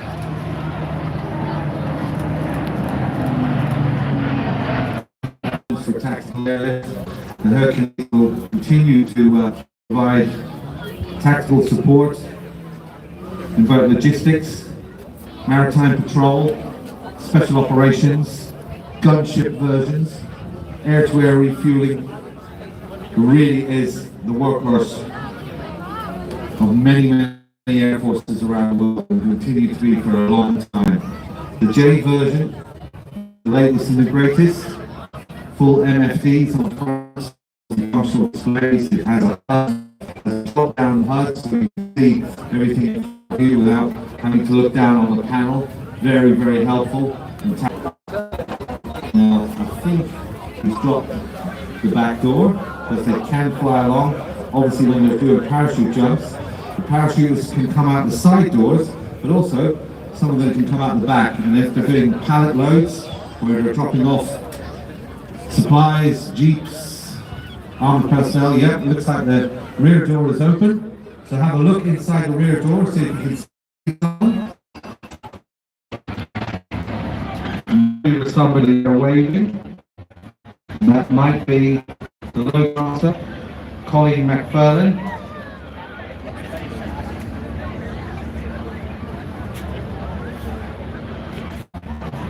Also, the Royal Canadian Air Force regular visits to this area, to Prestwick, and on the 100th anniversary, it's right and proper that we say thank you to them.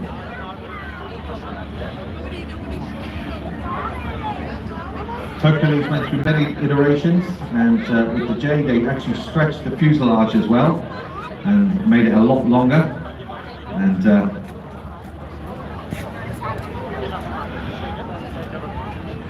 This will be the last iteration with the advent of the A400, the Airbus 400 tactical transport that will be taking over the duties of the C-130. And already they're planning a replacement for that aircraft as well.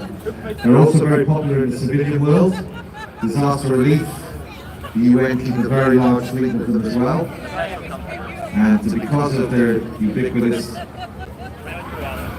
supply of spare parts and trained crews as well as trained technicians, as I said, they will continue to be operated for many years to come. So for the last and final pass, let's say a big thanks and congratulations for 100 years of the Royal Canadian Air Force, the C-130J Hercules.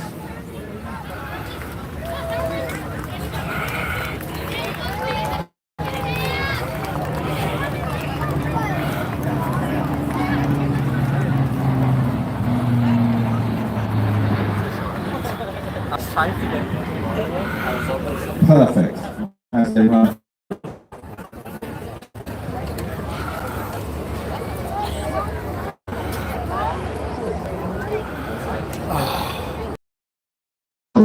Please go to the meeting point. Charlie is waiting for you.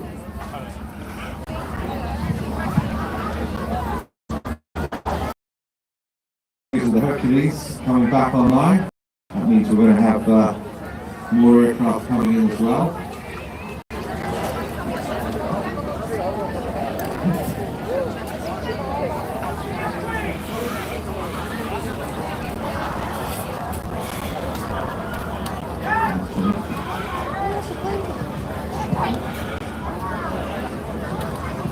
So coming up next, we're going to have the Gazelle formation team. We saw them earlier coming in with the names as they fly past, but now we're in pure Gazelles.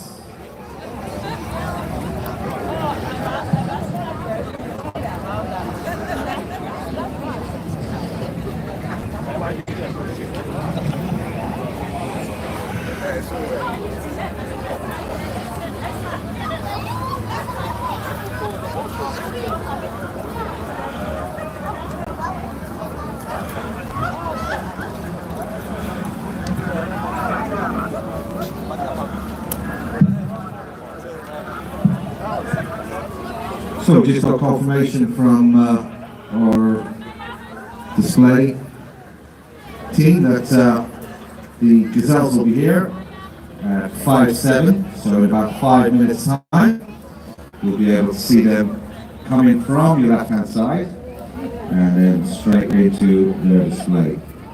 It gives me time to say another thanks to our major sponsors here, Ashley Limited. They're a locally based main contractors covering a diverse range of construction projects and sectors, including affordable housing, residential, education, healthcare, leisure and industry. We're very proud of the employment supply chain opportunities they've created over the years, and they have a strong belief in the apprenticeship and professional training programs. They're delighted to be the main sponsor of the International Air Show Festival of Flight for the second year. Fantastic event for them, bringing wealth and benefit to the local area, and are thrilled to be involved again, particularly after last year's resounding success, and very happy to continue their great relationship with the South Ayrshire Council and hope it continues for many years to come. If you want to know more about Ashley, go to ashleyscotland.co.uk. Collins Aerospace as well, which is across the market to serve with a vast portfolio of expertise, enabling hybrid electric propulsion for more fuel-efficient flights, where they create lighter weight, higher performance structures to decrease the maintenance needs, reducing pilot workloads with more autonomous operations, and combining modern designs with innovative technology for a best-in-class cabin experience. They harness the data to connect the aviation ecosystem and battle phase, and they're driving forward more sustainable practices and products, accelerating technologies and embracing digital transformation, and doing so pushing the limits of what's possible. So we say a big thanks to them and Collins for supporting us. BAE Systems, of course, They have that wonderful exhibition trailer down by the STEM tent, so pop down and see it. They have a long power carriage in development and manufacturing and upgrade and support of world-leading combat and fast jet training aircraft. They can actually trace their heritage back to the aircraft of the BBMF and all the way up to today's Royal Air Force Typhoon. Well, at the heart of UK's military aircraft capability, BAE Systems is passionate about sponsoring the STEM area of the show. You can come out and check that amazing exhibition trailer as well, with some mind-blowing technologies in there that I'll be happy to show you. BAE Systems, so we can be part of something bigger where it counts. We'll say big thanks to Stagecoach as well. They're the International Airshow Festival of flights here. Stagecoach has been taking us in and out. Bus services make it easy to get to and from the festival, so we can spend more time enjoying the amazing aircraft and less time worry about parking. Don't forget to download the Stagecoach Bus app to plan, track and buy your bus tickets before you board. So, very shortly, we should be seeing the Gazelle aircraft coming into the overheads. I can see them out over the airhead to my left. And they'll come running in from the left-hand side.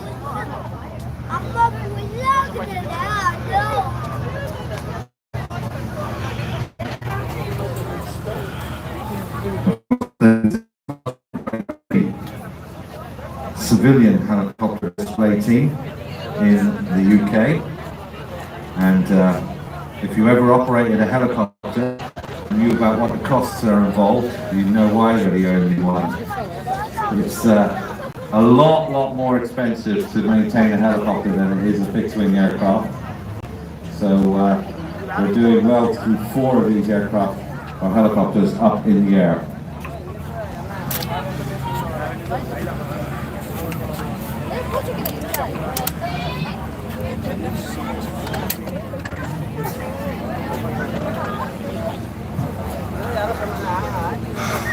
So some of the helicopters you're going to see here are going to be representing the Royal Navy Sharks as well as the Army Air Corps Eagles.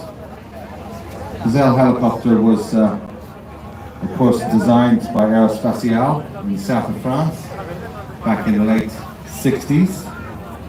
It's a 5-seat aircraft, and pretty much all service pilots would have flown in them at some time back in the 70s. It's a fast helicopter as well. It's got a Fenstrom tail. Fenstrom from the French word for window. And if you look, the Fenstrom tail, it's an enclosed plate at the back. So we're coming in on the B axis, just straight ahead of us. As I said, all 3 services use this aircraft, and the Gazelle display team are representing 3 services as well.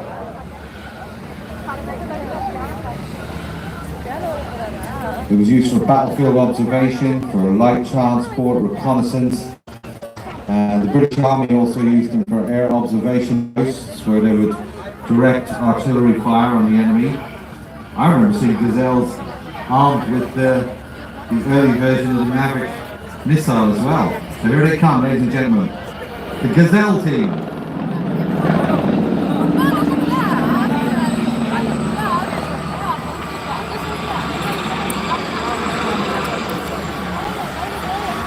As I said, it's a pretty fast helicopter as well. Normally helicopters will be cruising around 140. That's pretty average speed for your helicopter. These can cruise at about 164 miles per hour and a maximum speed of 193.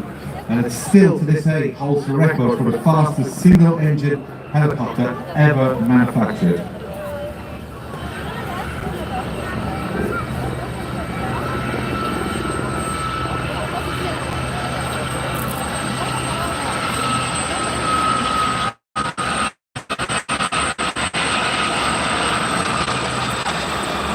The team operate from their base at Langley Airfield near Wantage. It's predominantly made up of ex-Army Air Corps, Royal Marine and Royal Navy pilots. Additionally, the team is very lucky to have a volunteer crew to give up their time throughout the year to assist in bringing these fantastic aircraft to the display circuit. Of course, none of that is going to be possible without the generosity of the owners of Falcon Aviation. And if you do get to look at these aircraft close up, you will agree they are an immaculate presentation and arguably in better condition mechanically and cosmetically than when they were serving in the services. I'll talk about the helicopters now, not the pilots, in better condition.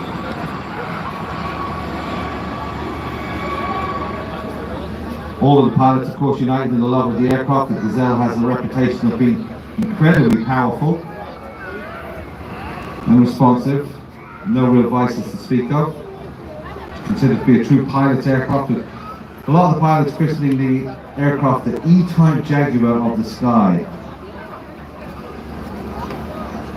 I also know that some of the army people used to call it the screaming chicken leg. Because if you look at it side on, it looks like a chicken leg. See? And that's that distinctive high-pitched whine is called by the compressor intake system at the front of the engine. So the aircraft that we're seeing today, the lead one, that is that blue ex-Empire test pilot, it's a HT2. You can see that extension probe sticking out of it, right at the front. That's used to measure the aircraft movement very, very accurately. That was originally XZ939, and it was down at Boston Down between 91 and 2016, so I had a long time on there. That's an ex-Royal Air Force HT, originally delivered as XZ934. It was sold into civilian use in 2002. I've had a lot of people ask me, Joe, why do you give out the registrations of the aircraft? That's not really relevant, is it? Well, believe it or not, there's a lot of people that have either worked on that aircraft or some have even flown it, and until I tell them on the microphone, hey, that's XZ934, they won't realise, wow, that's the aircraft I used to work on, or that was in my squadron. So that's why, as a matter of course, we always give out the aircraft registration of the aircraft that was flown. Someone will reach out and tell us about their time in the services with it. And then number 3, on the left side, that's an ex-Royal Navy HT2 from 705 Squadron, Royal Naval Air Station, Culdrose. This had the registration of XW857 and was used by the Sharks display team. So the Sharks were the rotary version of the Red Arrows back in the day, flying in the 1985 season. And number 4, bringing up the rear, at the back, is the original, a Royal Navy Squadron 705, machine built back in 1975. And today's pilot, Kev Madison, enjoyed his first helicopter solo flight in that exact aircraft back in June of 1983. So imagine the pilot, Kev, flying it back there, 1975, and then all those years later, he's displaying it. Or 1983, and all those years later, he's displaying it. I bet he never thought he would be doing that.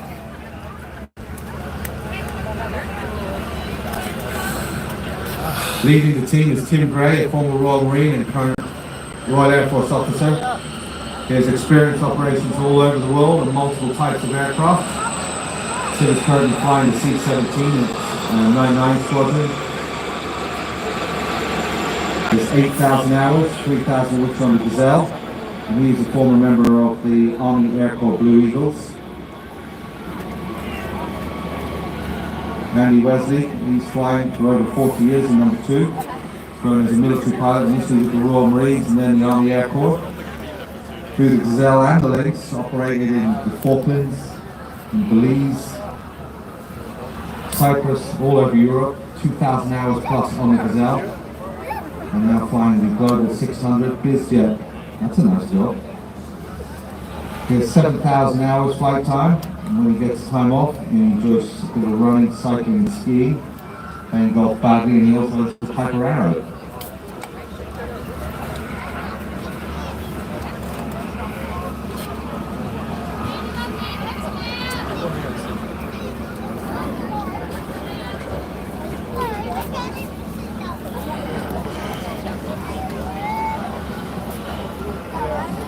So I'm going to go back onto the air channel, see if we can pick up some of the chat from the cockpit between the teams. Watch as they come from left and right in opposition. Helicopter coming from the left is going to go in between the aircraft coming from your right.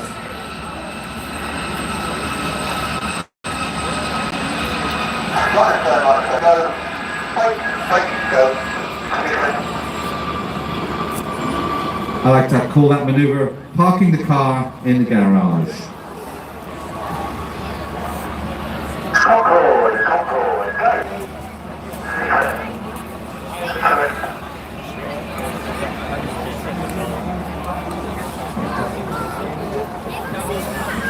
So number 4 is now going to come and join up with the rest of the formation, and they're going to position themselves into the Concorde formation.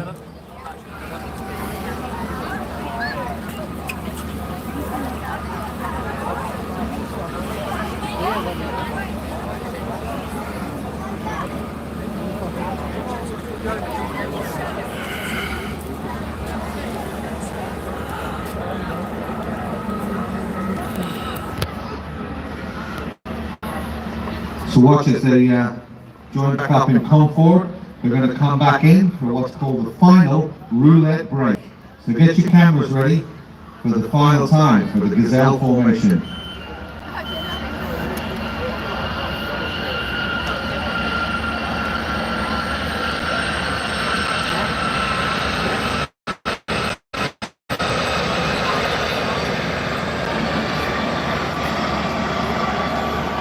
So clearly in the shape of Concorde.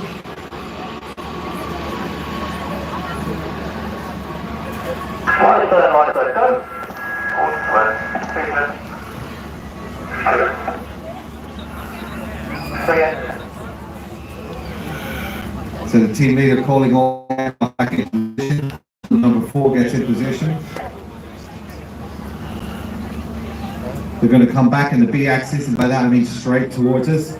And as they started the show, that's called the roulette break. So a great camera opportunity. We'll listen in on the cockpit. Team leader will call the break. 1 and 2, or 1 and 3 to the left, 2 and 4 to the right.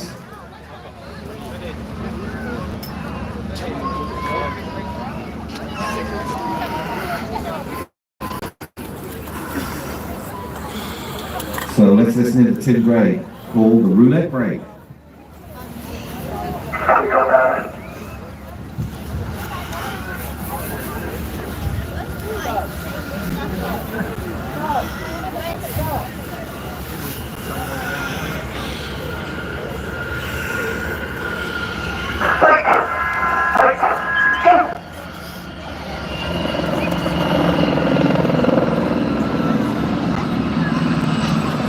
Ladies and gentlemen, for the last time today, we have to say a big thanks to the Gazelle Squadron display team.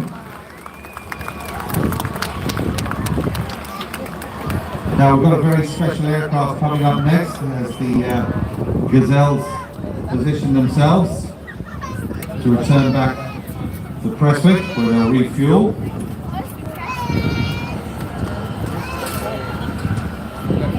I think it's only the second time I've commentated on a float plane. Did one once before in America, but it's only the second time I've seen. My first time I've done it in the UK for sure. And Woodram is the name of the aircraft. It's a Cessna, well, a French-built Cessna 172, and it's used by Scottish seaplanes to provide seaplane training and adventure flying all over the west of Scotland. It's based out of Prestwick, so you would have seen this aircraft flying around. Been operating out of there for 16 years. Now Hamish is flying the aircraft, and he is a very accomplished pilot when it comes to seaplanes. And pilots from all over the world come to air to train on Woodram and experience the freedom and the beauty of the Scotland's west coast.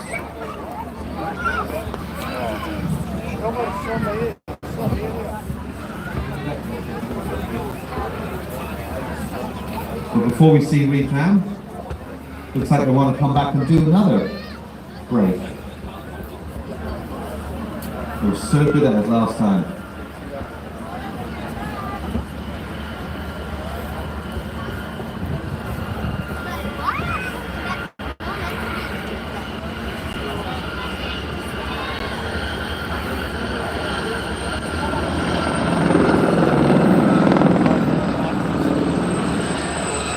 So the second roulette break from the Gazelle team.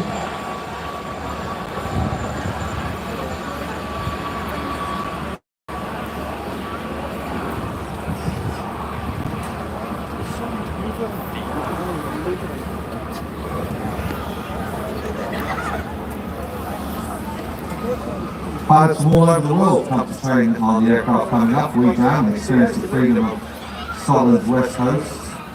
They've had people from US, France, Ireland, Switzerland, South Africa and Canada.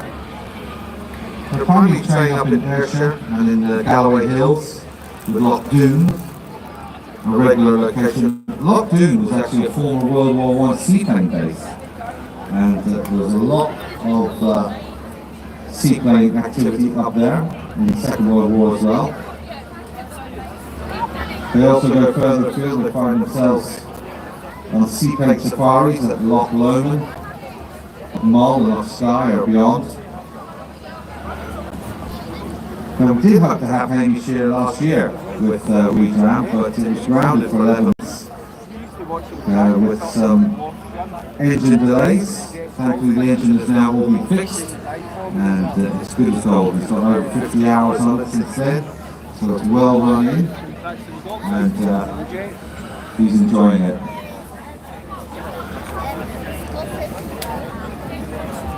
Now it's got a brand new 210 horsepower 6-cylinder 5-litre Continental engine with a variable pitch propeller, fitted with a whip-line amphibious floats. He's back in the air since the start of July and keen to make up for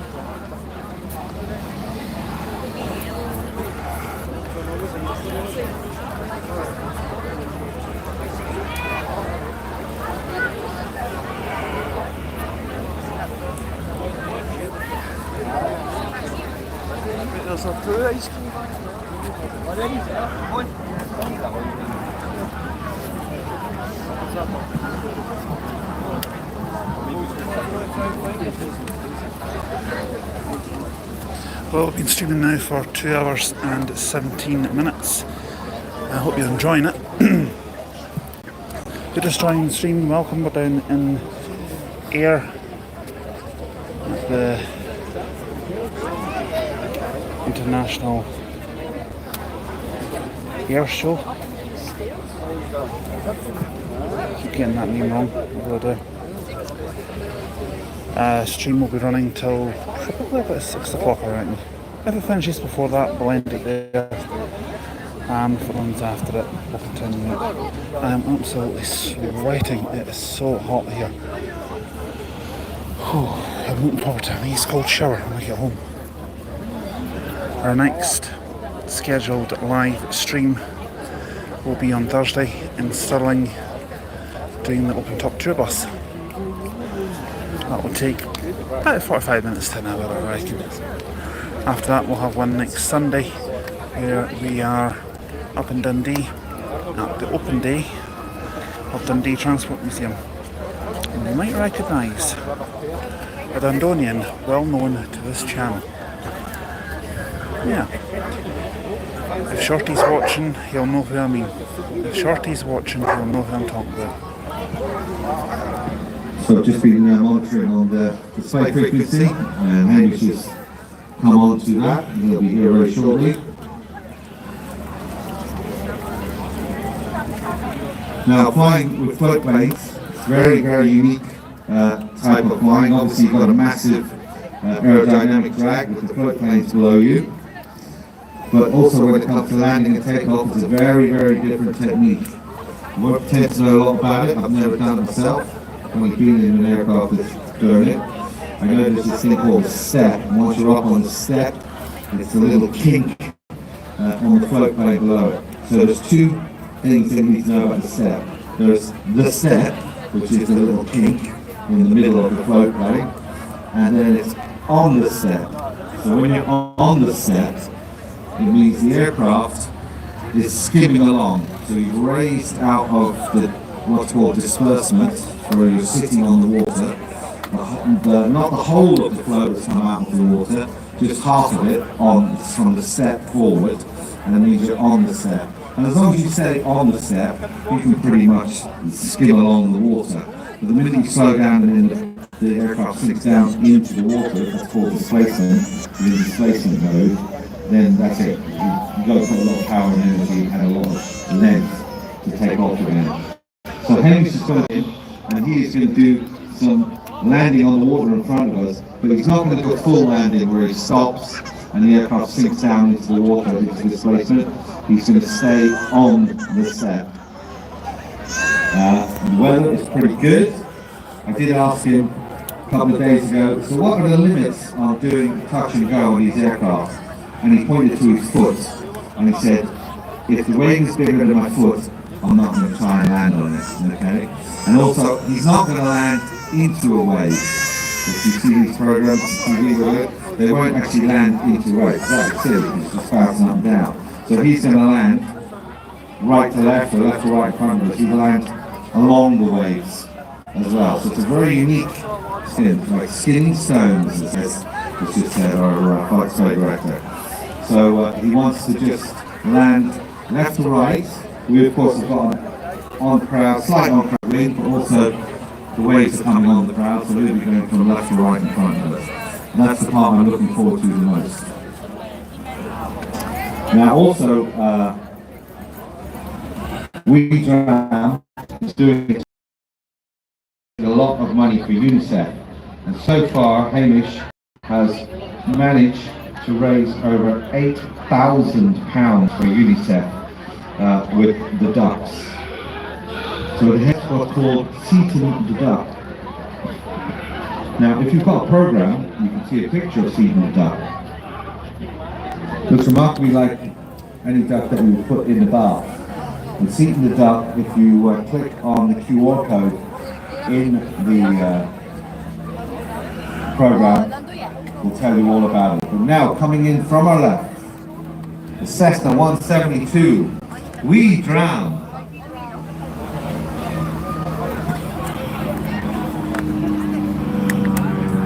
I do believe that's also taking the seat.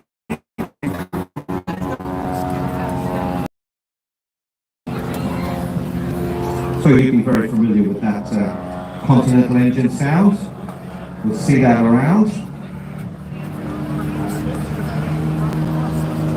But unlike most 172s, this is sporting a wonderful pair of floats underneath.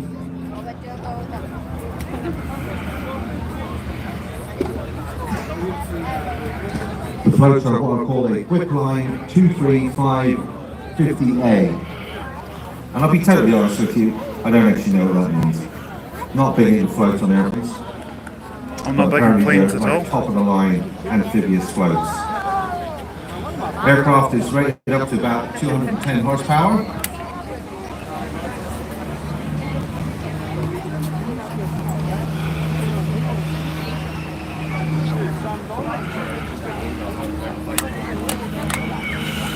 And as you can see, Hamish is doing a great show of the 172 in front of us.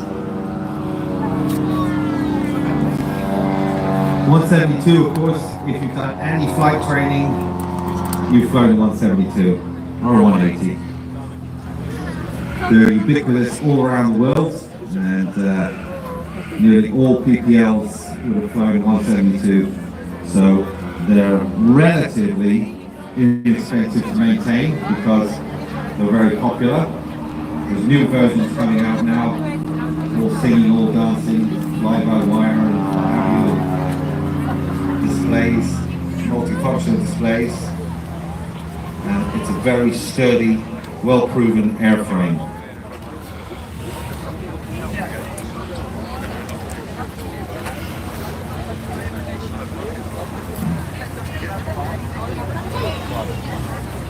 So So Hamish, of course, is a local lad. And as I said, the aircraft is based out of Prestwick.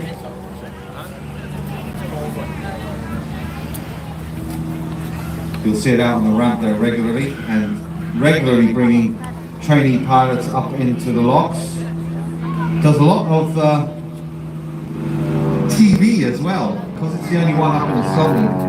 You know that David Beckham whiskey ad? Apparently he was in that. This is it, Beckham's been in it. It's also been on Horizon, it's done part SBO films, it's been on Channel 4, Channel 5 and the BBC. So yeah, it's a bit of a media lovey, this aircraft. Now depending on the weather and the maximum takeoff weight, you can take 2 students at a time. So if you want to go flying with your buddy, this is one of the few aircraft here that you can actually go flying in. If you want to know what that's going to be, have a look at Hamish's website.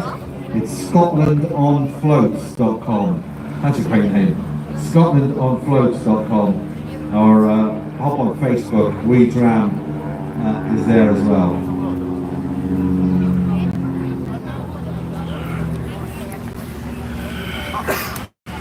Okay, so Hamish has been on to our flight display director, and he's informed that he's getting ready to do his first flash and go.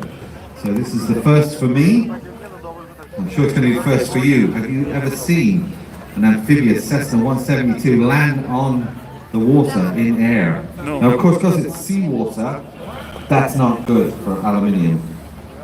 So once he does this, I do believe that salt and the first thing he's going to get out is erodes aluminium, I do He's going believe. to jet wash all of that seawater off the floats pretty much immediately. Pretty corrosive stuff to that. So ideally he'd be landing on a lock. So here he comes, throttling back. The flaps I'm sure will be at full extension to slow it down. If I remember my check rides, I think it was about 60 knots or something you can get these things down to.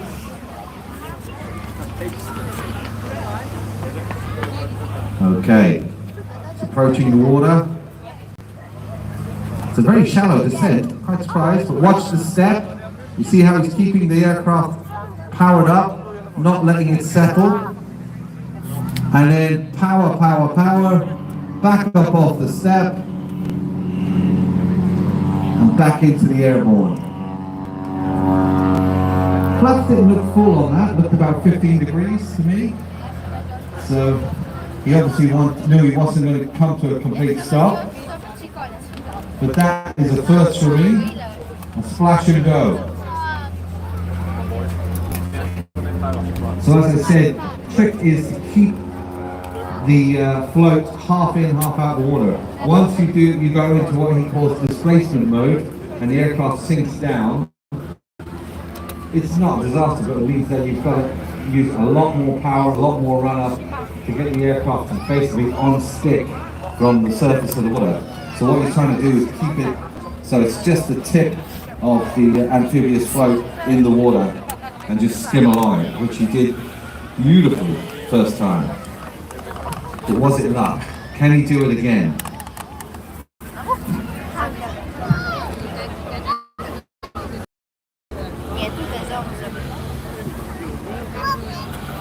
Right, landing light is on, flaps are down. He will have selected the power setting at once, now just playing with the power, gently pushing forward, letting the aircraft sink down, but he's got to keep that nose up like that attitude.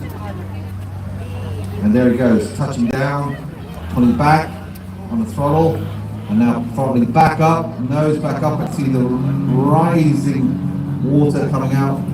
It's got little rudders on the back of those float plates as well, so they're obviously helping him stay stable.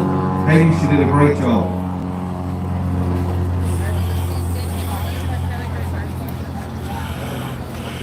Okay, well I've just been listening on the water, and Hamish has said he can do one more. He's obviously got a taste for it now, and he's got to clean the airplane now anyway, so he might as well.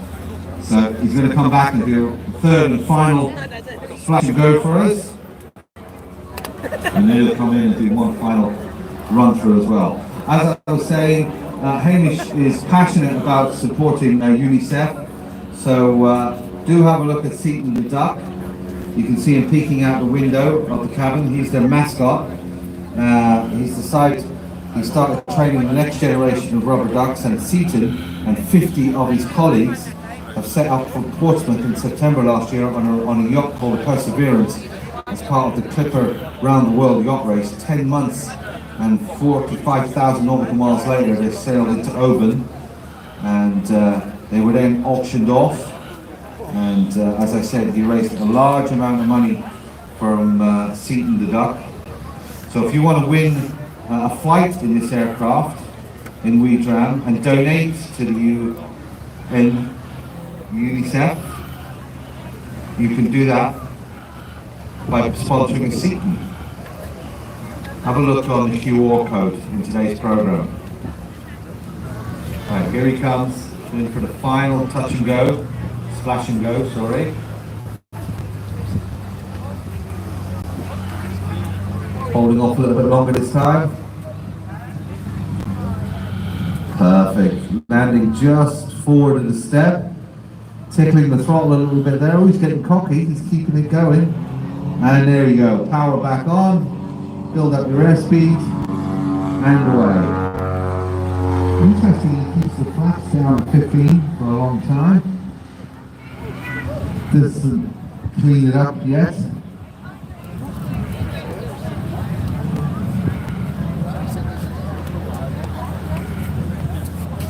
I think he's going to do one more final. So he's going to bring it round one more time from the right hand side. So as I said, if you want to support Hamish and UNICEF, please scan that QR code, and that will take you to the Just Giving page where you can donate £10, leaving your name in the word duck, and that means you go into the draw, which is later on in the week, and the winner of that draw is going to go flying in this aircraft.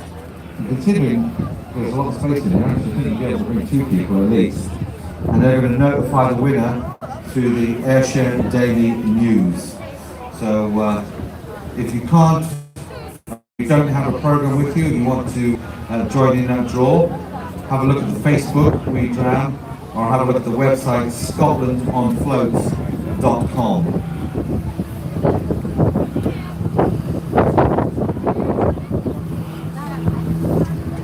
So a little wing wave from Hamish. Thank you very much, Hamish, and thank WeDram and Seaton the duck, and we will see you again. I want to thank Jeff for bringing such a wide variety of aircraft. Jeff will be on a little bit later with the American Air Force, but it really is every aspect of aviation covered. We've had aerobatics, we've had military, we've had amphibious. It really is a festival of flights, and not just one type of flying as well. Hamish, great display, my friends. We'll see you again soon, I'm sure. Right, the United States Air Force is coming up next, and the man that's responsible for getting it in there, Jeff, is here. He's going to be doing the commentary for that. So I'm going to hand over the commentary to him because he has been instrumental in not just getting this aircraft here, but all of the aircraft. Jeff, take it away. Oh, hello everybody. So I hope you're all having a really good day. I've just been handed a microphone about 10 minutes earlier than I thought, so if I talk complete nonsense, I do apologise. Right, so how's it going for you, Joe? Commentating, yeah? Good, good. So you're going to join in with the commentary, you know? So how long have we got before the United States Air Force C-130 comes through? 5-10 minutes?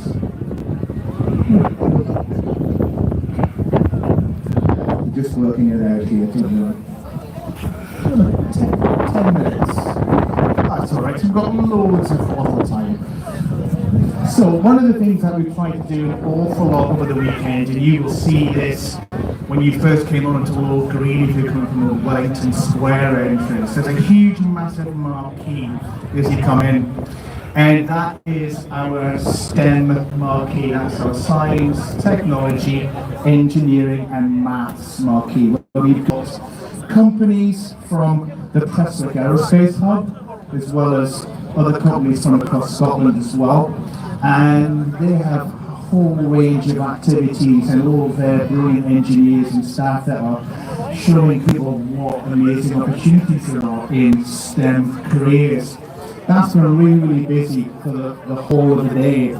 But as well as the weekend, last night and of course today, many of the engineers in that marquee have been busy the whole of last week at Prestwick Airport, where we've had our International Airshow Festival of Flight STEM Week, where we've had around about 750 S2 pupils from across South Ayrshire have been involved in really engaging activities from companies like Woodward, GE Aerospace, Collins Aerospace, Spirit, Ryanair, and so forth. So we've had all the engineers busy for the whole week, so they put in an awful long shift this week. So there's a huge amount of fun happening in that STEM marquee, and it has been absolutely in South Ayrshire. And one of the things that we've been busy working on for the last 6 or 7 months is to get the United States Air Force to display here for us. And without mentioning a particular gentleman's name at Prestwick Airport, because he's not giving permission, there's a wonderful chap who spends a lot of time engaging with international air forces at Prestwick Airport. And both him and I have spent the last few months with some people from the United States Air Force Air National Guard. And we put in a whole stack of paperwork, and we waited and we chatted and we discussed and we planned and we waited and we chatted and we discussed, and eventually, about 3 weeks ago, we got a tasking from the United States Air Force for the next item on the display program, which is a C-130J Hercules from the United States Air Force. So that will be something really special. Now, one of the things that we were trying to do to convince the crew to come and display here was we promised them that the Scottish crowd, we said, look, the crowd you're going to have at Air will really, really appreciate you guys coming all the way from America via an international drop-off down south of the UK. They will really, really appreciate you coming and displaying here for us. And I said they will give you a huge role when you finish your display. So I don't want you to let me down today, everybody. When these guys finish, I want you to give them the biggest role that we've had all weekend. Okay? So don't let me down. So they'll be joining us in about 5 minutes. And I think in the meantime, we'll have a little bit of a chat with Joe about what he did this summer. Did you go to any Taylor Swift gigs this summer, Joe? No. Who? Taylor Swift? Never heard of her. Never Taylor Swift? Or is delivery company? Well, Couriers? not really. Swift Couriers? No. No, never heard of her. Good link. Swift Couriers. I like that. That's quite good.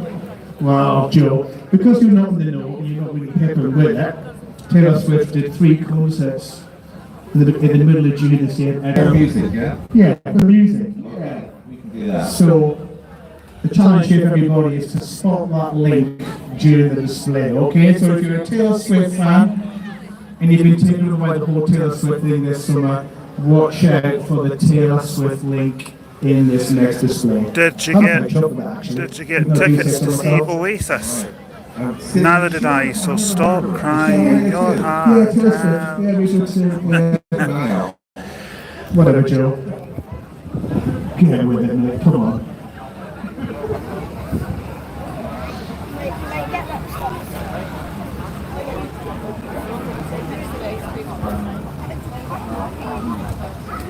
So we've got about 5 minutes before the C-130 comes across, which means it's 5 more minutes for me to try and fill in the chat.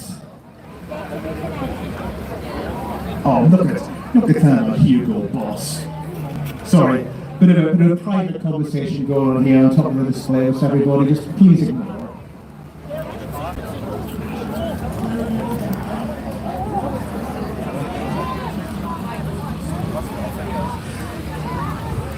mentioned earlier on about the STEM week that we had at the airport for ST pupils.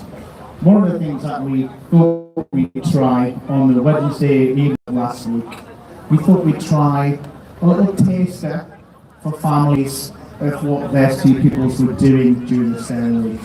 So we opened the door of Prestwick Airport to families, and we had 180 free tickets that went out so that Mum, Dad and the kids could come and experience what all the ST pupils did. And those tickets sold out in 35 minutes. And it's no wonder, if you look at what's happening in STEM Marquee, because it's absolutely mobbed. That was something really quite special that we'll try and do next year. We'll try and make more tickets available to extend into that STEM week, so that not just the ST pupils, but families can also get involved in what the aerospace club are doing in a slightly more controlled. And it was good for me because it made me realise, okay, well, maybe I want to join the Royal Air Force, but there is other ways to get into aviation, and it took me down the civilian route.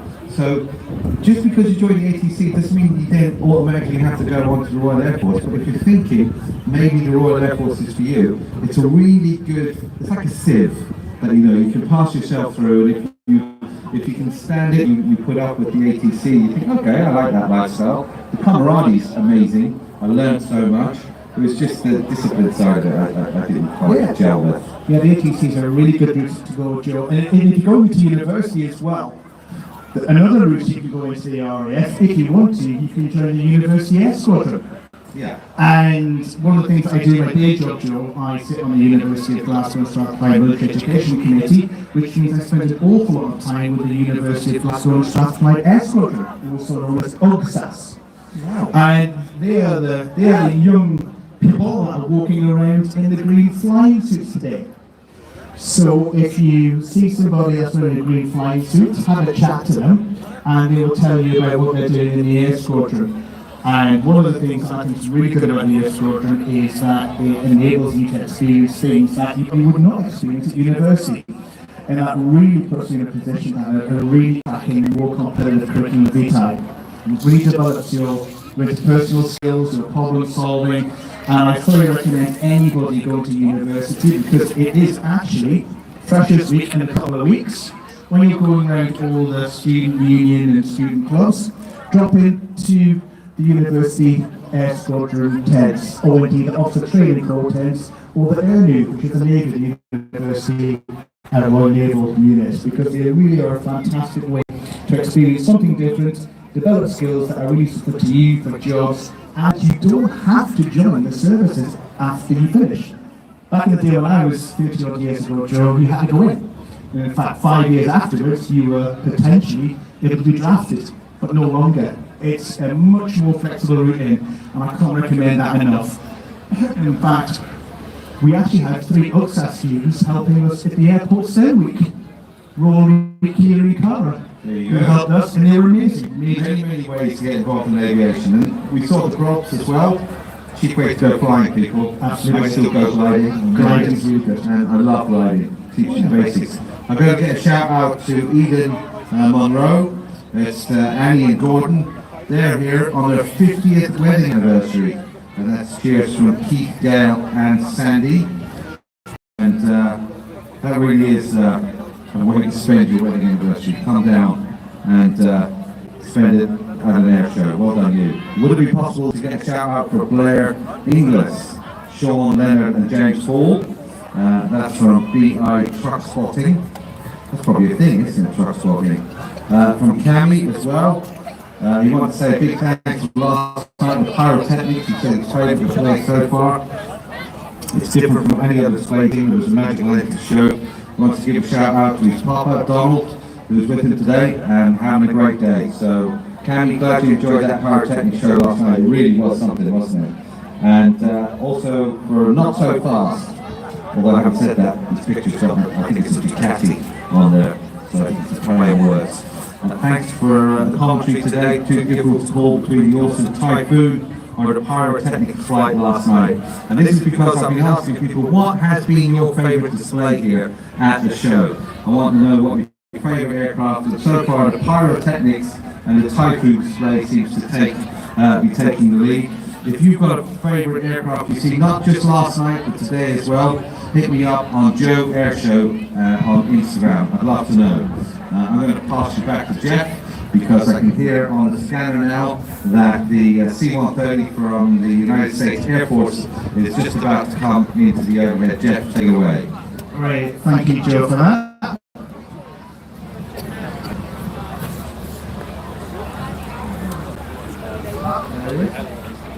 Okay, so if you look out towards sea, you can see the silhouette of the Hercules coming in now. Just heading in towards us, just off the heads of our.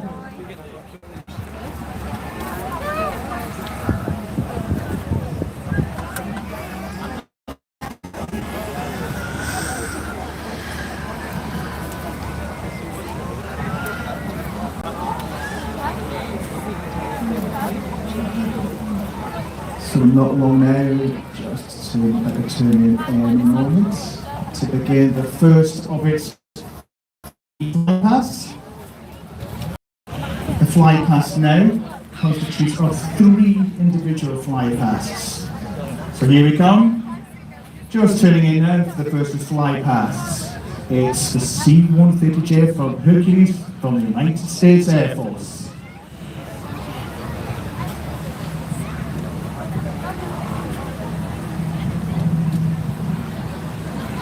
So the aircraft that you see here is the C-130J Hercules, also known as the Herc. And it's the longest continuously produced aircraft in history, with original production from the Lockheed Company way back in 1954. So in that 70 years, the aircraft has continued to demonstrate its brilliant design as the most versatile aircraft in history. Serving as a gunship, an airborne firefighter, an air ambulance, weather reconnaissance platform, and a primary transport, the C-130 has been delivered to almost every nation in the Western world. And in fact, the C-130 has just left service in the Royal Air Force very recently, being replaced by the A400M. This particular model is still stretching her legs, as she's completed production at the Lockheed Martin facility in Georgia in the autumn of 2021. And today's Herc is seriously improved from the original models, carrying up to 128 passengers, 22 tons, or a combination of both. The aircraft has a range of approximately 2,000 miles at speeds of up to 400 miles per hour. She is outfitted with defensive systems capable of decoying infrared and radar missile and has an impressive array of communications capability.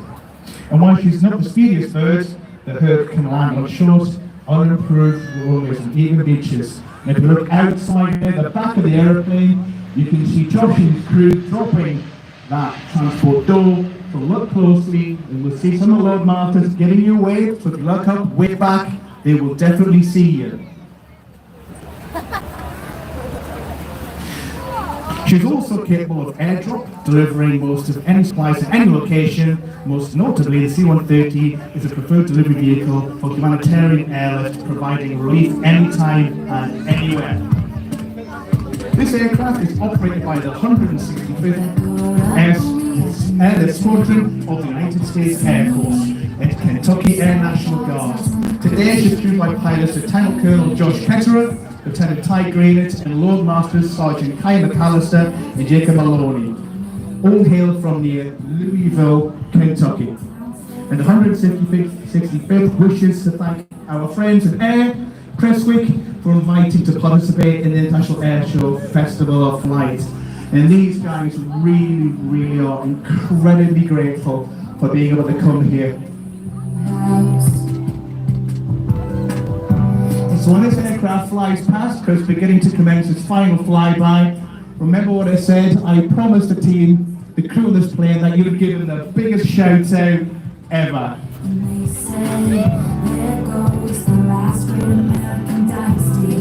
And I mentioned before by Taylor Swift, this aircraft is 70 years old in production.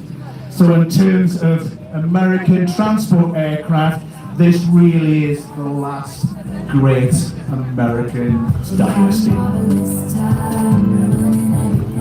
Okay folks, let's give it up for Josh. and the C-130J from the United States Air Force. Get on up ahead, come on!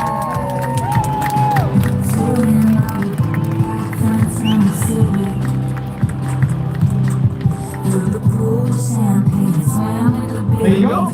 How was that, Joe? Impressed? So Good, So that's who Taylor Swift is. Now you know. Now I know. You've educated me, and well done you for being the proper dad and taking your kids out to a Taylor Swift concert. Yeah. Respect to you. How much exactly were the tickets? Well, actually, 89 quid. We're really lucky. That was Because they good. should have spent more this weekend giving the money for the fairground and having all that food and stuff. But anyway, right then, Joe, I am going to leave you now so you can commence your job after your break. Thank you very much, Jeff. But can I just ask you something 1 second and just say thank you for a great load of commentary. It's been great today, Joe. Thank you, Jeff. I appreciate Thank you so it. much. Really appreciate it. It's a great crowd. Absolutely Person of superb. sober.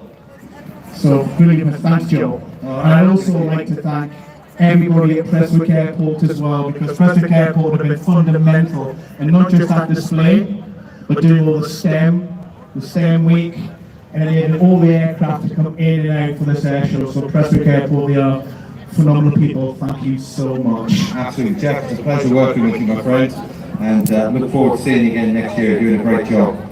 So, as I said earlier, we lost the Lancaster. Now the Lancaster is back, thankfully.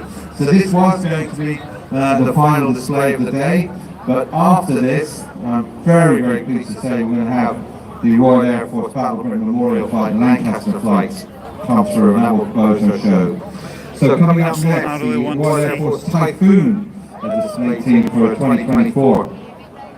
The pilot on board is Flight Wants to see the Lieutenant Typhoon, I'm David going to close the Turnbull. stream, okay? And one of his big fans, Jay, is here.